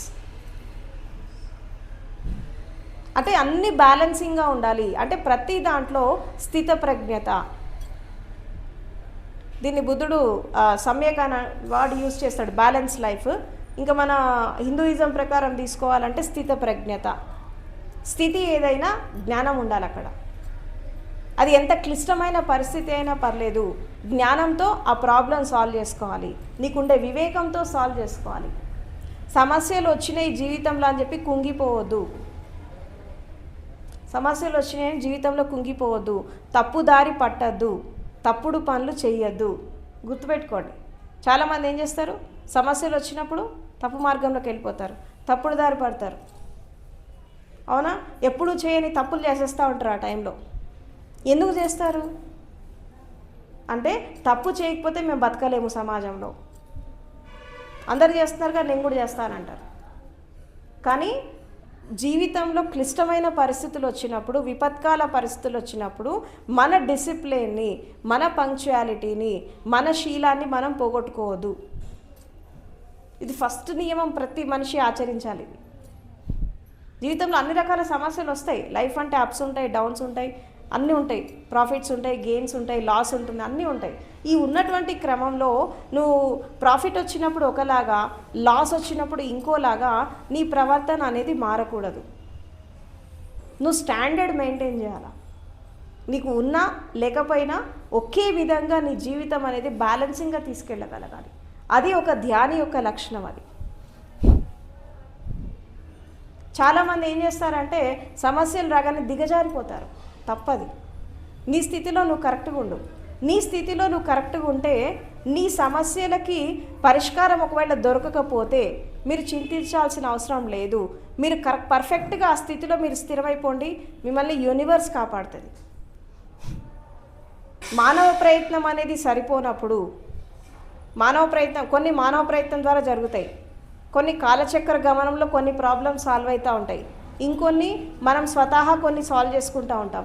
ఈ మూడిటి వల్ల కానప్పుడు మీరు సత్యంతో, ధర్మంతో, శీలంతో కరెక్ట్గా మీ స్థితిలో మీరు స్థిరమైపోండి. తప్పు చేయకండి, మిమ్మల్ని యూనివర్స్ కాపాడుతుంది. మీరు సరెండర్ అయిపోండి యూనివర్స్కి, అంతే. సమర్పించుకోండి, దట్స్ ఆల్. ఆ ప్రాబ్లం ఆటోమేటిక్గా సాల్వ్ అయిపోతుంది. ఇది నా జీవిత అనుభవం. చాలామంది అనుభవాలు కూడా ఇలాగే ఉంటాయి. అంతేగాని మనకి క్లిష్టమైన పరిస్థితులు వచ్చినాయని మనం ఎట్టి పరిస్థితుల్లో తప్పుడు మార్గంలో పోవద్దు. మన విలువలని మనం పోగొట్టుకోవద్దు. మన క్యారెక్టర్ మనం లూజ్ కావద్దు. డబ్బు పోతే తిరిగి సంపాదించుకోవచ్చు కష్టపడి, గుర్తుపెట్టుకోండి. ఆరోగ్యం పోతే కూడా ఇవాళ మెడికల్ సైన్స్ డెవలప్ అయింది, కొంచెం కష్టపడితే అది కూడా సంపాదించుకో, కానీ క్యారెక్టర్ పోతే లైఫ్ పోతుంది. ఒక్కసారి నువ్వు తప్పటడుగు వేసావు జీవితంలో అంటే ఇంకా పదే పదే వెయ్యాల్సి ఉంటుంది. అది ఎట్లా ఒక మ్యాగ్నెట్ లాగా పుల్ చేస్తుంది నేను, అంతే. ఒకసారి ఒక రాంగ్ స్టెప్ వేసావంటే నీ లైఫ్ అంతా రాంగ్ అయిపోతుంది. ఒక అబద్ధం ఆడావంటే దాన్ని కప్పిపుచ్చుకోవడానికి 100 అబద్ధాలు ఆడాల్సి వస్తుంది. ఇది మీ అందరికీ తెలుసు కదా. ఒక అబద్ధం ఆడితే ఏమైతే దాన్ని కప్పుచ్చునే 100 అబద్ధాలు ఆడతాం, ఏదో ఒక నటు దొరికిపోతారు. దొరికిపోయినప్పుడు ఏమైతే ఓ వీళ్ళు ఇలాంటి వాళ్ళ అని ముద్ర పడిపోతుంది. మళ్ళీ తర్వాత నేను ఎవరైనా నమ్ముతారా? నువ్వు చెప్పేది అబద్ధం అని తేలనంత వరకు నీతో ఉంటారు వాళ్ళు. అయ్యి నువ్వు అసత్యం మాట్లాడుతున్నావు అని వాళ్ళకి తెలిసాక ఏమైపోతారు, నీకు దూరం అయిపోతారు. అప్పుడు ప్రేమ పోతుంది, స్నేహం పోతుంది, బంధం పోతుంది. నమ్మకం అనేది వెళ్ళిపోతే ఏమవుతుంది, లవ్ ఉండదు, ఫ్రెండ్షిప్ ఉండదు, రిలేషన్ ఉండదు, ఏది ఉండదు. కాబట్టి అన్నిటికంటే ముఖ్యం జీవితంలో ఏంటంటే క్యారెక్టర్ బిల్డింగ్. ప్రపంచంలో మీకు ఎవ్వరు హెల్ప్ చేయకపోయినా పర్లేదు, మీరు శీలంతో ఉండండి, ట్రూత్ఫుల్గా ఉండండి, మీకు యూనివర్స్ హెల్ప్ చేస్తుంది, నేచర్ హెల్ప్ చేస్తుంది. ఇది చాలామంది జీవితాల్లో జరిగింది, మీకు కూడా జరుగుతుంది. ఆ నమ్మకం పెట్టుకోండి, అంతే. ట్రస్ట్ జరుగుతుంది లైఫ్లో, చాలా మిరకిల్స్ జరుగుతాయి. కానీ don't go in the wrong way. మనకి విపత్కాల పరిస్థితులు వచ్చినప్పుడు మనం ఎప్పుడు కూడా మనల్ని మనం దిగజార్చుకొని తప్పుడు మార్గాల్లో పోవద్దు. ఇది ఫస్ట్ జీవితంలో ఆచరించండి. మీరు తప్పటడుగు వేయకండి, ధైర్యంగా ఉండండి. మీరున్న స్థితిలో మీరు ధైర్యంగా ఉండండి. మీ ప్రయత్నం మీరు చేస్తున్నారు, జరగనియండి, ఏం కాదు. ఓపికతో ఉండండి, సహనంతో ఉండండి, జరుగుతుంది. మీరు యూనివర్స్కి సరెండర్ కండి, ప్రకృతికి సరెండర్ కండి. ఇట్ విల్ హెల్ప్, తప్పకుండా హెల్ప్ చేస్తుంది. అధర్మము, అసత్యము, అన్యాయము ఎంత ఉన్నప్పటికీ కూడా ఆఖరికి సత్యమే గెలుస్తుంది, ధర్మమే గెలుస్తుంది.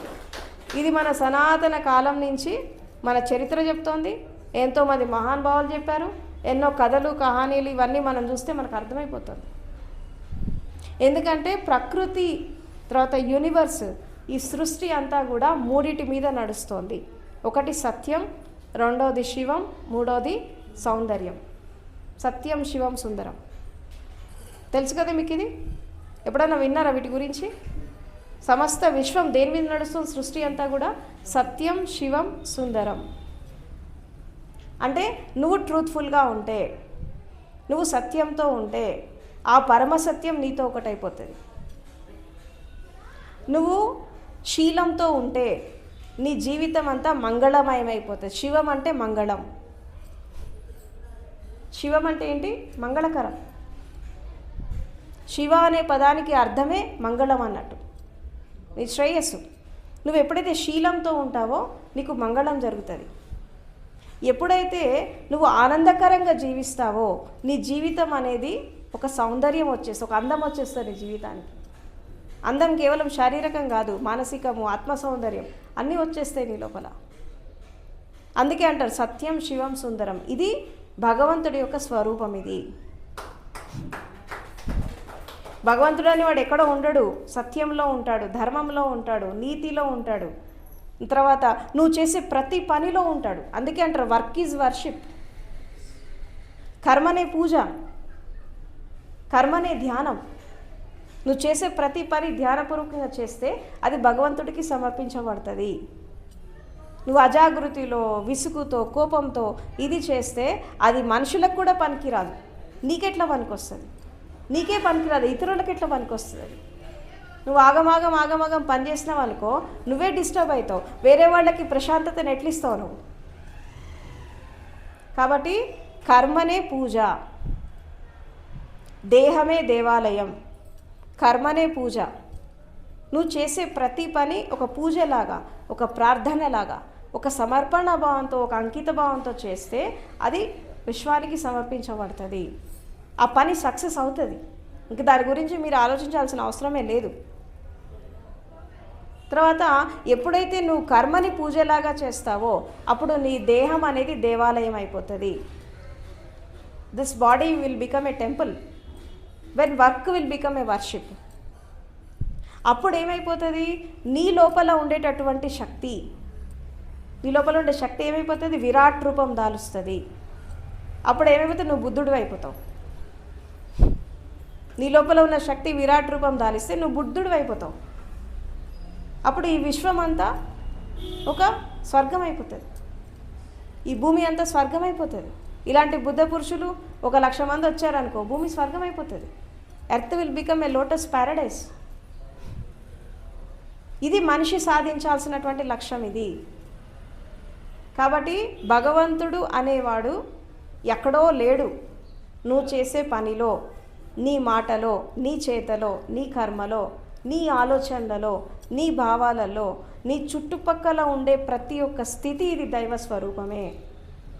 నువ్వు మంచి చేసినా, చెడు చేసినా, తప్పు చేసినా ప్రతిదీ ఇక్కడ రికార్డ్ అవుతుంది. మీకు ఈ విషయం తెలుసా? ఎట్లా రికార్డ్ అవుతుందో తెలుసా మీకు?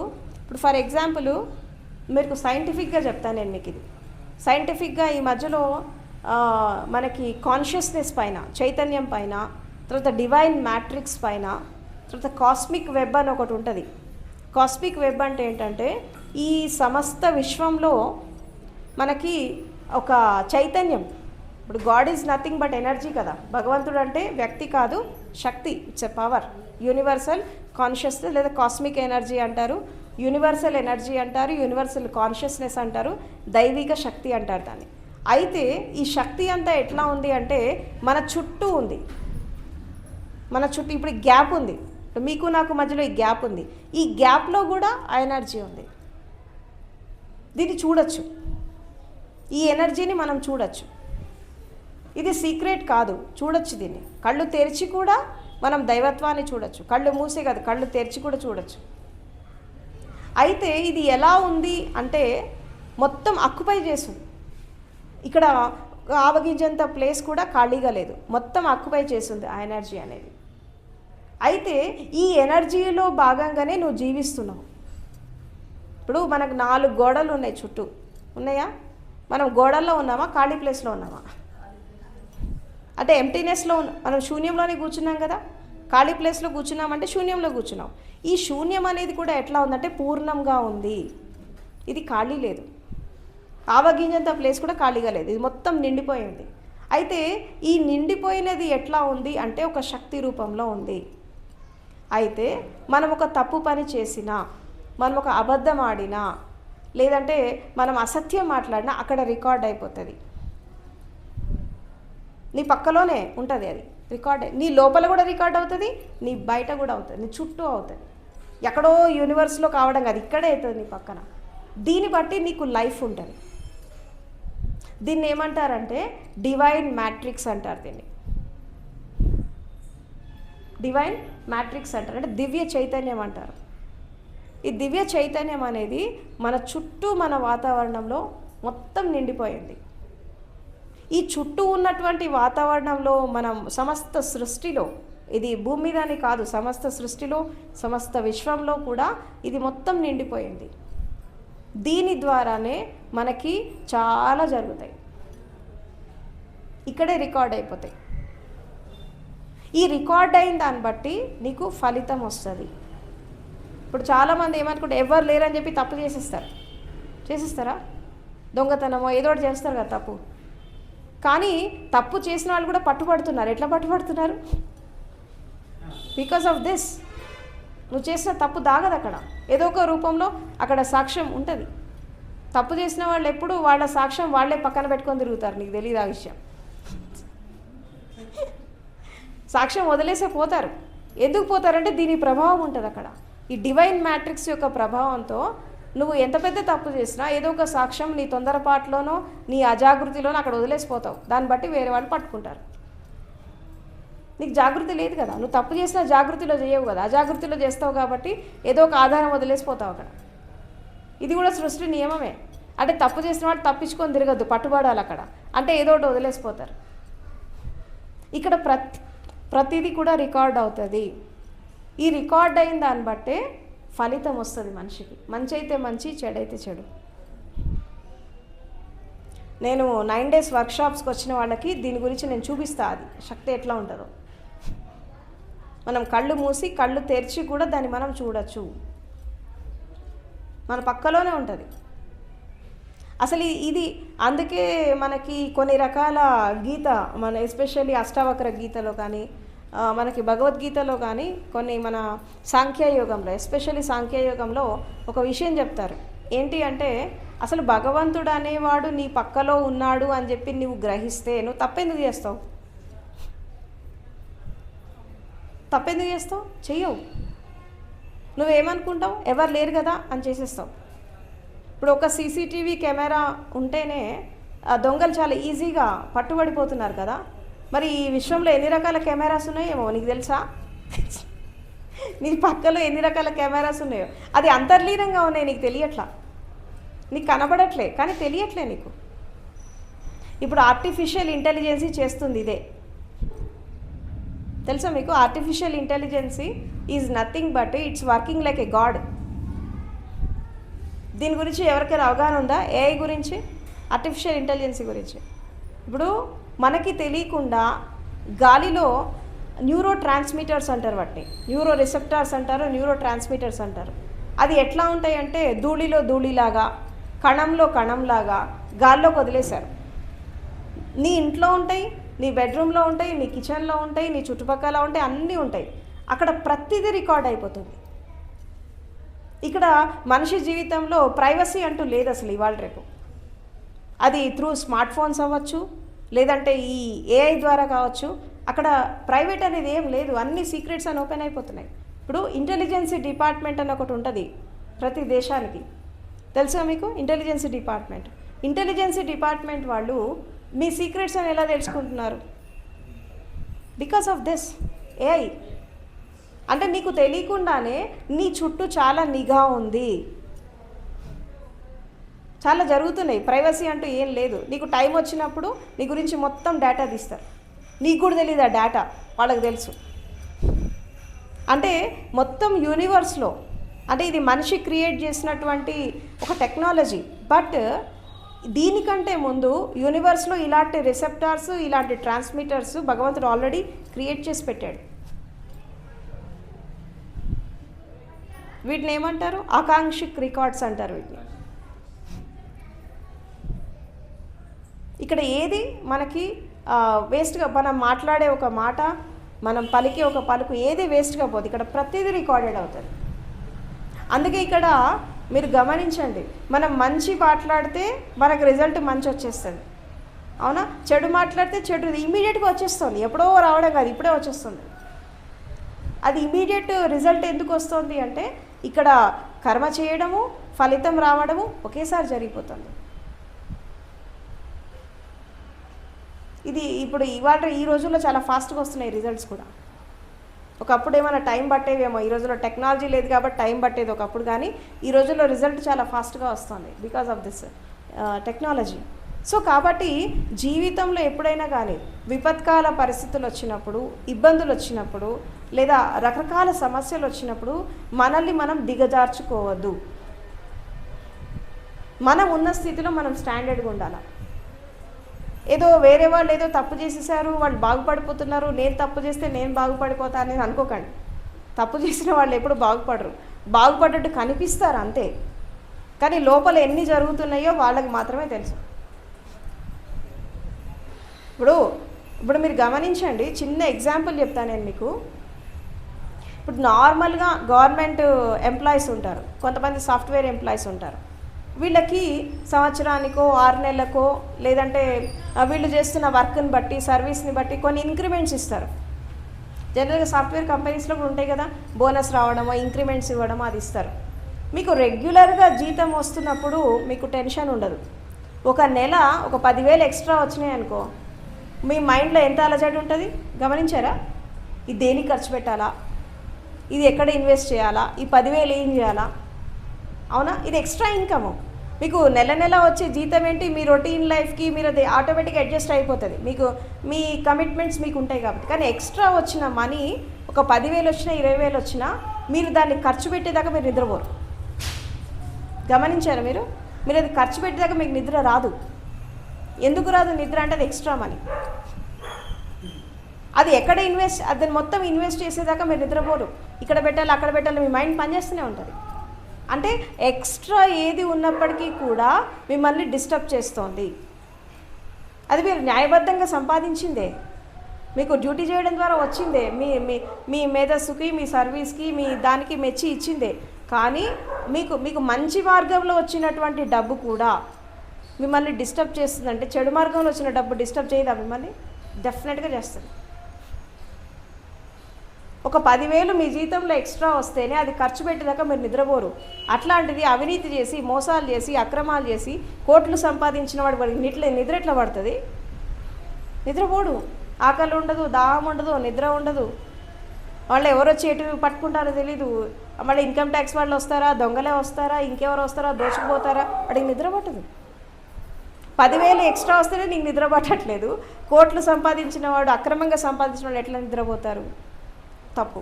కాబట్టి విపత్కాల పరిస్థితులు వచ్చినప్పుడు మనల్ని మనం దిగజార్చుకోవద్దు. మన స్టాండర్డ్స్ మనం మెయింటైన్ చేయాలి. కాబట్టి జీవించే కళలో మనిషి నేర్చుకోవాల్సినటువంటి ముఖ్యమైన విషయాలు ఏంటి?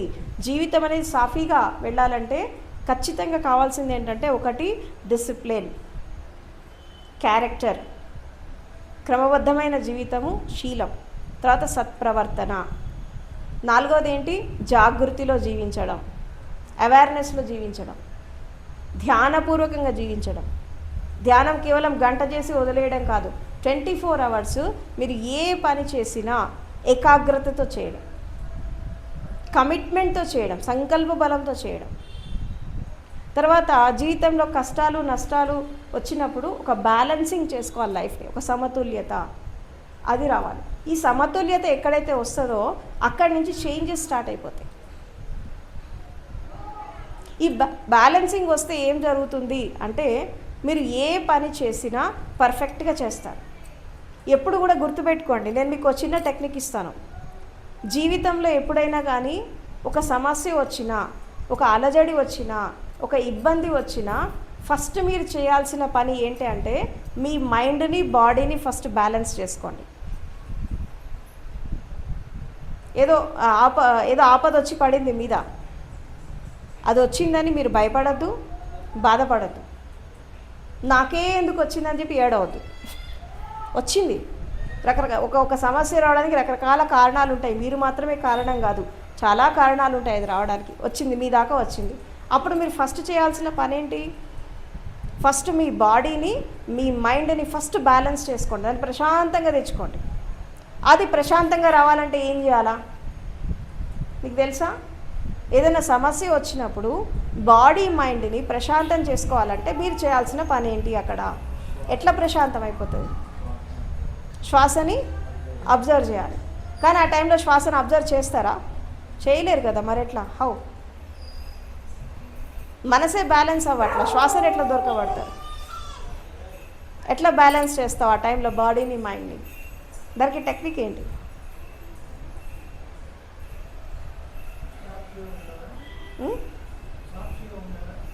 సాక్షి రాదు, ధ్యానమే రావట్లే కదా, సాక్షి రాదు. ఇంకా అది చాలా దూరం సాక్షి. ఇంకా చెప్పండి, సింపుల్ టెక్నిక్స్ చెప్పండి. మీకు ఏదో సమస్య వచ్చింది, ఏదో ఆపద వచ్చింది, దాన్ని మీరు బ్యాలెన్స్ చేయాలి. మీరు తొందరపడడం ద్వారానో పరిగెత్తడం ద్వారానో ఆ సమస్య పరిష్కారం కాదు. ఒకవేళ సమస్య పరిష్కారం చేయాలన్నా మీరు ఫస్ట్ బ్యాలెన్సింగ్ ఉండాలి. మౌనం రాదు కదా ఆ టైంలో, నువ్వు అరిచేస్తావు కదా. ఇంకా నెక్స్ట్ యాక్సెప్ట్ చేశాక నెక్స్ట్ ఏంటి? ఏం ప్రణాళిక చేసుకోవడానికి మైండ్ నీకు సహకరించాలి కదా. ఆ టైంలో అల్లకల్లోలంగా ఉంటుంది కదా, అల్లకల్లోలంగా ఉంటుంది మైండ్ అనేది ఆ టైంలో. ఇప్పుడు చిన్న ఎగ్జాంపుల్ చెప్తాను నేను మీకు. ఇప్పుడు మీ దగ్గర వాళ్ళు ఎవరో చనిపోయారు అనేటటువంటి వార్త మీకు తెలిసింది, మీరేం చేస్తారు ఆ టైంలో?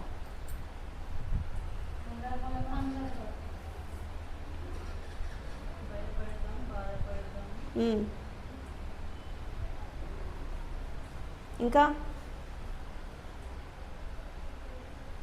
ఇక్కడ మీరు తెలుసుకోవాల్సిన సత్యం ఏంటి అసలు? ఒక వ్యక్తి చనిపోయాడు అని చెప్పి న్యూస్ వచ్చింది. ఇక్కడ మీకు ఏం అర్థం కావాలి ఇక్కడ? ఇంకా ఇంకేం అర్థం కావాలి మీకు?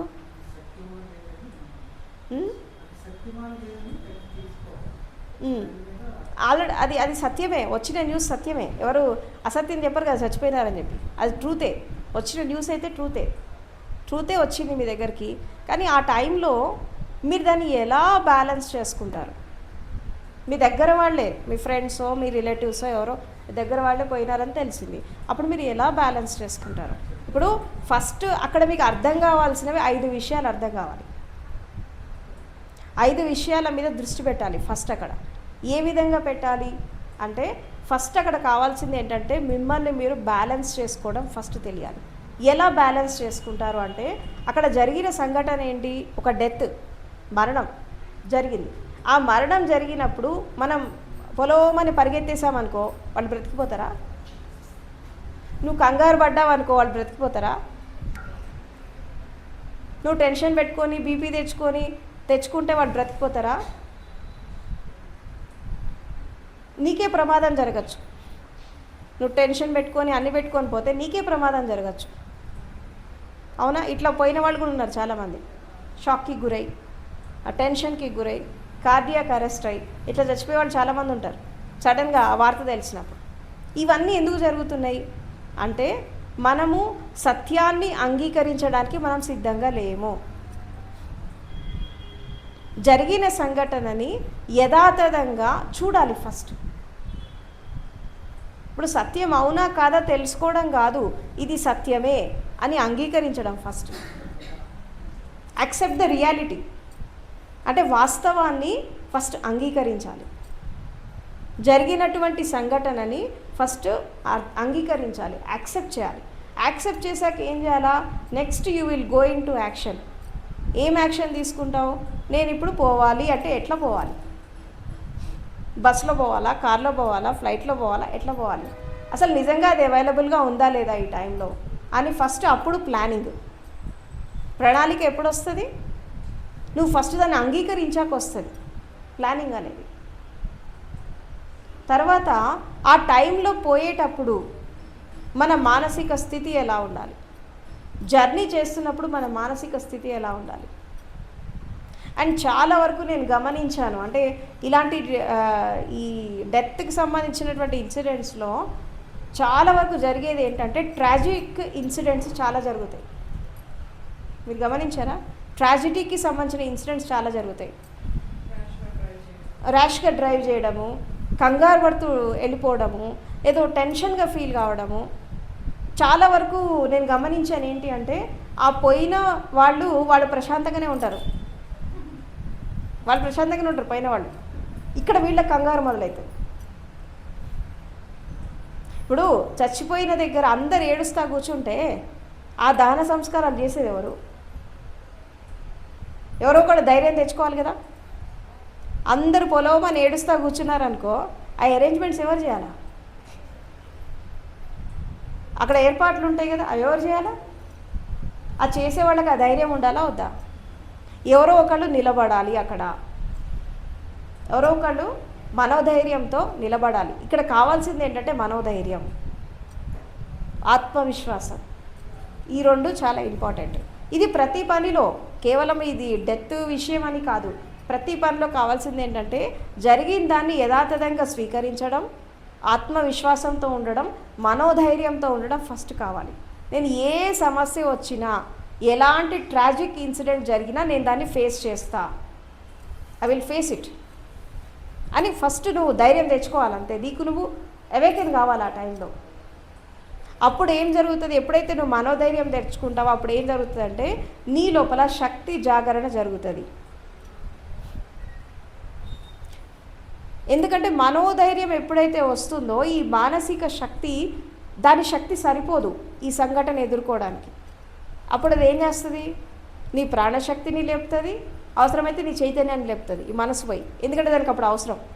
ధ్యానంలో లేపది, ఇది ఇట్లాంటి సంఘటనలు లేపుతుంది. ఎందుకంటే దీని ధైర్యం దీనికి సరిపోదు. ఎందుకంటే మనసు అలజడి, ఎంత ప్రశాంతంగా చేసుకుందామని చూస్తున్నా మనసు అలజడి నడుస్తూనే ఉంటుంది. సముద్రంలో అలలు తగ్గడము ఎంత అసాధ్యమో మనసులో అలజడి తగ్గడం కూడా అంతే అసాధ్యం. అలజడి జరుగుతూనే ఉంటుంది.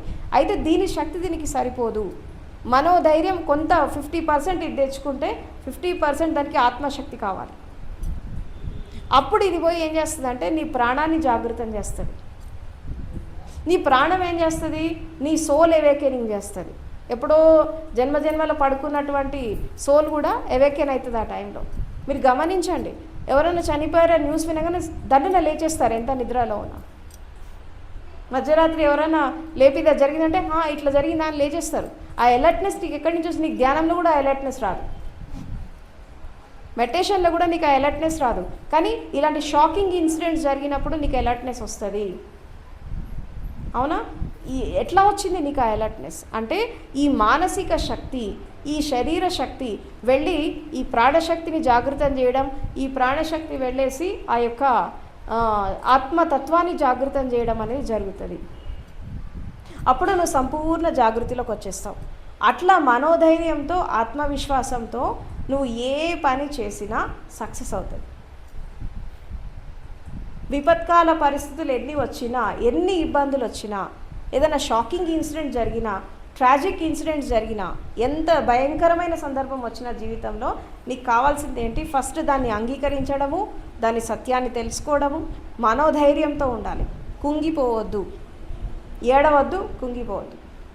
ఏడిస్తే శక్తిహీనం జరుగుతుంది, కుంగిపోతే శక్తి నశించిపోతుంది. ధైర్యం, ఆ ధైర్యం తెచ్చుకొని అప్పుడు మెల్లమెల్లిగా నీ ఆత్మవిశ్వాసం, నీ మీద నువ్వు నమ్మకం తెచ్చుకోవాలా, నీ మీద నువ్వు ధైర్యం తెచ్చుకొని నేను ఈ సిచ్యువేషన్ని కూడా నేను దాటిపోతా. అయితే దీనికి ఒక చిన్న సూత్రం ఉంది ఇక్కడ. చిన్న సూత్రం ఇక్కడ ఏంటంటే మీరు గుర్తుపెట్టుకోండి. నేను మీకు ఒక చిన్న సూత్రం ఇస్తాను. This too will pass. This too will pass అంటే ఏంటి? ఇది కూడా మారిపోతుంది. ఏది శాశ్వతంగా ఉండదు జీవితంలో. మనమే శాశ్వతం కాదు. మన సమస్యలు ఎట్లా శాశ్వతం అవుతాయి? మన దుఃఖం ఎట్లా శాశ్వతం అవుతుంది? మనం శాశ్వతంగా ఉంటే దుఃఖం శాశ్వతం అనుకోవచ్చు, మన కష్టాలు శాశ్వతం అనుకోవచ్చు, అవునా? మన సమస్యలు శాశ్వతం అనుకోవచ్చు. మనమే శాశ్వతం కాదు కదా. మన సమస్యలు ఎట్లా శాశ్వతం అవుతాయి? అక్కడ మనోధైర్యం రావాలంటే నువ్వు అక్కడ అనుకోవాల్సిన నీ ఆలోచన, నీ భావం ఏంటంటే ఇది కూడా మారిపోతుంది. దిస్ టు విల్ పాస్, యహ బి బదల్ జాయేగా. ఇది కూడా పోతుంది. మంచి అయినా పోతుంది, చెడైనా పోతుంది. ఈ ఒక్క సూత్రం పెట్టుకోండి లైఫ్లో. ఎప్పుడు జీవితంలో క్లిష్ట పరిస్థితులు వచ్చినప్పుడు, విపత్కాల పరిస్థితులు వచ్చినప్పుడు, దుఃఖకరమైనటువంటి సంఘటనలు వచ్చినప్పుడు ఇది సూత్రం గుర్తుపెట్టుకోండి. ఇది కూడా మారిపోతుంది, ఇది కూడా మారిపోతుంది. ఎందుకంటే జీవితంలో ప్రతిదీ మార్పు చెందుతోంది, ఏది పర్మనెంట్గా లేదు ఇక్కడ. ఎందుకంటే మార్పు అనేది ప్రకృతి సహజ ధర్మం. ఏది శాశ్వతంగా ఇక్కడ ఉండదు, ప్రతిదీ చేంజబుల్. ఈ ప్రకృతి సహజధర్మంగా మారుతున్నప్పుడు నీ సమస్యలు ఎట్లా శాశ్వతం అవుతాయి, నీ దుఃఖం ఎట్లా శాశ్వతం అవుతుంది? కాదు. ఇది ఫస్ట్ మనము అర్థం చేసుకోవాల్సినటువంటి విషయం. మీకు చిన్న కథ చెప్పి ఈ సెషన్ ముగిస్తా. నెక్స్ట్ సెషన్లో చూసుకుందాం. ఒక తండ్రికి 2 కొడుకులు ఉంటారు. అయితే ఆ తండ్రికి వృద్ధాప్యం వచ్చినప్పుడు ఆస్తులు పాస్తులు అన్నీ 2 కొడుకులకి సమానంగా పనిచేసి ఇంకా నాకు టైం అయిపోయింది, నేను వెళ్ళిపోతా అని చెప్పి తను చనిపోతాడు. తండ్రి చనిపోతాడు. అతను ఆస్తులన్నీ పనిచేసి ఎవరికి వాళ్ళకి వెళ్ళిపోతాడు. తండ్రి చనిపోయాక ఈ ఆస్తులని సమానంగా పంచుకున్నప్పుడు ఆ ఇల్లు సపరేట్ చేసుకుంటూ ఉంటారు 2 కొడుకులు. సపరేట్ చేస్తున్నప్పుడు ఆ తండ్రి ఎక్కడైతే చనిపోయాడో అక్కడ ఒక ట్రంక్ పెట్టే ఉంటుంది, దానికి తాళం వేసి ఉంటుంది. అరే నాన్న అన్నీ పంచాడు కానీ ఇది ఎందుకు పంచలే, అసలు దీంట్లో ఏముంది అని వాళ్ళకి 2కి యాంగ్జైటీ వస్తుంది కొడుకులకి. ఆఖరికి అక్కడికి వెళ్ళేసి దాంట్లో అది తాళం పగలు కొట్టేసి ఆ ట్రంక్ పెట్టె ఓపెన్ చేస్తారు. దాంట్లో ఒక ఇంత పెట్టె ఉంటుంది లోపల, దాంట్లో ఇంత లోపల చిన్న పెట్టె ఉంది. ఆ చిన్న పెట్టెలో తెరిచి చూస్తే 2 ఉంగరాలు ఉంటాయి. ఏంటి? 2 ఉంగరాలు ఉంటాయి. ఒకటేమో వజ్రాలది ఉంటుంది, ఇంకోటి వెండిది ఉంటుంది. వజ్రాలు బంగారం పొదిగిన ఉంగరం ఒకటి, ఇంకోటి వెండి ఉంగరం ఉంటుంది. ఇది ఎవరు చూస్తారు? చిన్న కొడుకు చూస్తాడు. ఇది చిన్న కొడుకు చూసి ఏం చేస్తాడు?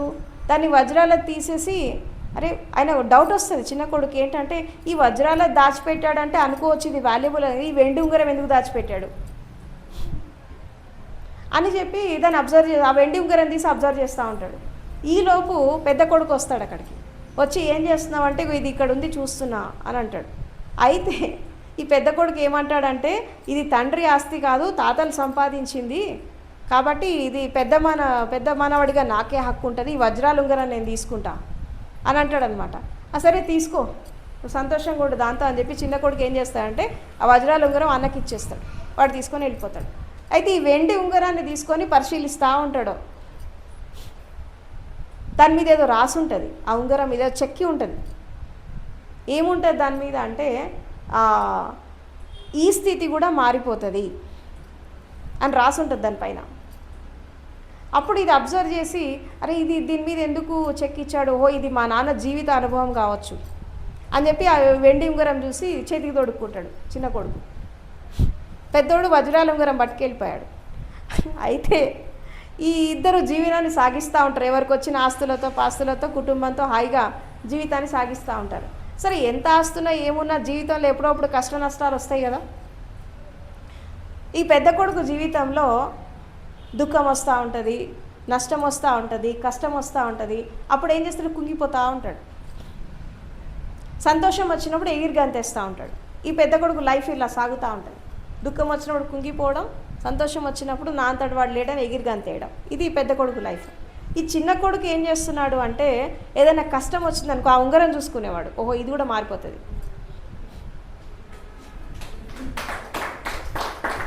సంతోషం వచ్చిందనుకో మళ్ళీ దాన్ని చూసుకునేవాడు, ఇది కూడా మారిపోతుంది. దుఃఖం వచ్చినా సంతోషం వచ్చినా దాన్ని చూసుకునేవాడు, ఓహో ఇది కూడా మారిపోతుంది, దిస్ టు విల్ పాస్, యహ్ భీ బదల్ జాయేగా. అప్పుడు ఏమైపోయిందంటే ఆ చిన్న కొడుకు లైఫ్ అనేది చాలా బ్యాలెన్సింగ్ వెళ్ళిపోతుంది. అంటే సుఖము దుఃఖము కష్టము నష్టము ఇదేది తన్ని ప్రభావితం చేయట్లేదు. ఎందుకు అంటే పెద్ద కొడుకు ఏం చేశాడు, తండ్రి ఆస్తులు పాస్తులు అన్నీ పంచుకున్నాడు, కానీ తండ్రి అనుభవాన్ని పంచుకోలేదు.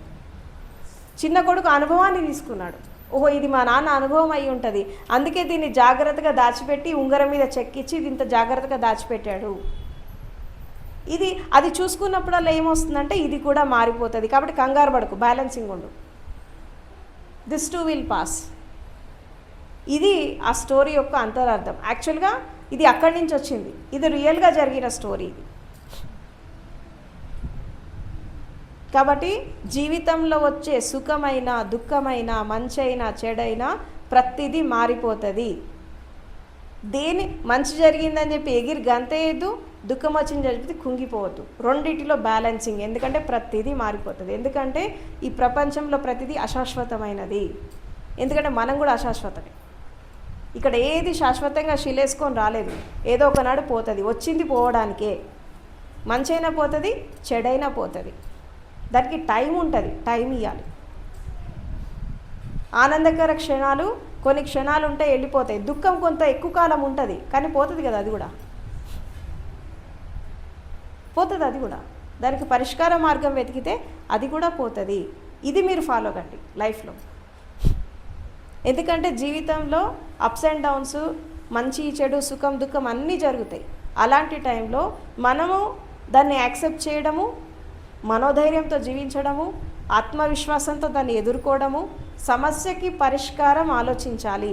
ఏదైనా సమస్య వచ్చినప్పుడు మనం ఎప్పుడు కూడా ప్రతి మనిషి చేసే తప్పేంటి తెలుసా, ఇది నాకే ఎందుకు వచ్చింది, నేను ఎన్ని పూజలు చేశా ఇది నాకే ఎందుకు వచ్చింది, వాడు పాపం చేశాడు వాడికి ఎందుకు రాలేదు, ఇట్లా ఆలోచిస్తారు. నీకు వచ్చిన దానికి నీకు బాధ లేదు, వేరే వాడికి రాలేదని బాధ ఎక్కువ ఉంటుంది. వాడు ఎన్ని పాపాలు చేశాడు వాడికి రాలేదు, నేను ఇన్ని పుణ్యాలు చేశా, ఇంత మంచి పని చేశా, ఇంతమందికి దానం చేశా, నాకే ఎందుకు కష్టం వచ్చింది. ఒకటి గుర్తుపెట్టుకోండి, సమర్థత ఉన్న వాళ్ళకే దుఃఖం వస్తుంది, అసమర్థులకి దుఃఖం రాదు. నువ్వు దుఃఖం నుంచి బయటపడగలవు అనే నమ్మకము యూనివర్స్కి ఉంటుంది కాబట్టి నీకు దుఃఖం ఇస్తుంది. అసమర్థులకి దుఃఖం ఇవ్వదు, ఎందుకంటే వాడికి ఆ క్షమత లేదు. కష్టము నష్టము ఇది ఎవరికి వస్తుంది తెలుసా, ఇది వాడు ఫేస్ చేయగలడు, దీని నుంచి వాడు బయట పడగలడు అనేటటువంటి నమ్మకము యూనివర్స్కి ఉంటేనే నీకు కష్టం నష్టం ఇస్తుంది. ఎందుకు ఇస్తుంది అంటే నువ్వు దాన్ని బయటపడగలిగే సామర్థ్యత నీ లోపల ఉంది కాబట్టి ఇస్తుంది. అసమర్థులకి కష్టాలు రావు, సమర్థులకే వస్తాయి. ఎందుకంటే నువ్వు దాన్ని ఫేస్ చేయగలవు, నీకు ఆ క్షమత ఉంది, ఆ పొటెన్షియాలిటీ ఉంది, ఆ శక్తి ఉంది, కాబట్టే వస్తుంది నీకు. Accept it. కారణాలు వెతకద్దు. సమస్య వచ్చినప్పుడు కారణాలు వెతకద్దు, పరిష్కారం వెతకాలి. కారణాలు వెళ్తే బొచ్చడి కనబడతాయి, దానివల్ల వేస్ట్, అనవసరం. మనం వెతకాల్సింది ఏంటి? పరిష్కారం. ఎట్లా వచ్చింది, ఎవరి ద్వారా వచ్చింది, దేంతో వచ్చింది, ఇదంతా అనవసరం. వచ్చిందా, జస్ట్ ఫైండ్ ద సొల్యూషన్. ప్రతి సమస్యకి పరిష్కారం ఉంటుంది, దాన్ని వెతకాలి. ఎట్లా వెతుకుతావు నువ్వు? నీకు మనోధైర్యం ఉంటే వెతుకుతావు, నువ్వు దాన్ని స్వీకరిస్తే వెతుకుతావు, నీకు ఆత్మవిశ్వాసం ఉంటే వెతుకుతావు, లేదంటే కుంగిపోతావు. కాబట్టి ప్రాబ్లం సాల్వింగ్, జీవితంలో కష్టం వచ్చినా, నష్టం వచ్చినా, విపత్కాల పరిస్థితులు వచ్చినా మనకు కావాల్సింది ఏంటి అంటే ఆత్మవిశ్వాసం, మనోధైర్యం. తర్వాత ప్రాబ్లం సాల్వింగ్ మెథడ్స్, సమస్య పరిష్కారం దిశగా ఆలోచించాలి. సమస్య ఎందుకు వచ్చిందని ఆలోచించద్దు. వచ్చింది, ఏదో ఒక కారణం వల్ల వచ్చింది, కారణాలు అనవసరం, వచ్చేసింది. ఇప్పుడు దాని నుంచి మనం ఎలా బయటపడాలి, సొల్యూషన్ వెతికి బయటికి రావాలి. ఇది జీవించే కళలో, భౌతిక జీవితంలో ఒక మనిషి సుఖంగా, సంతోషంగా, ఆనందంగా, ప్రశాంతంగా జీవితాన్ని జీవించాలంటే కావాల్సింది ఈ నియమాలు. వీటిని ఆచరించండి. Thank you so much.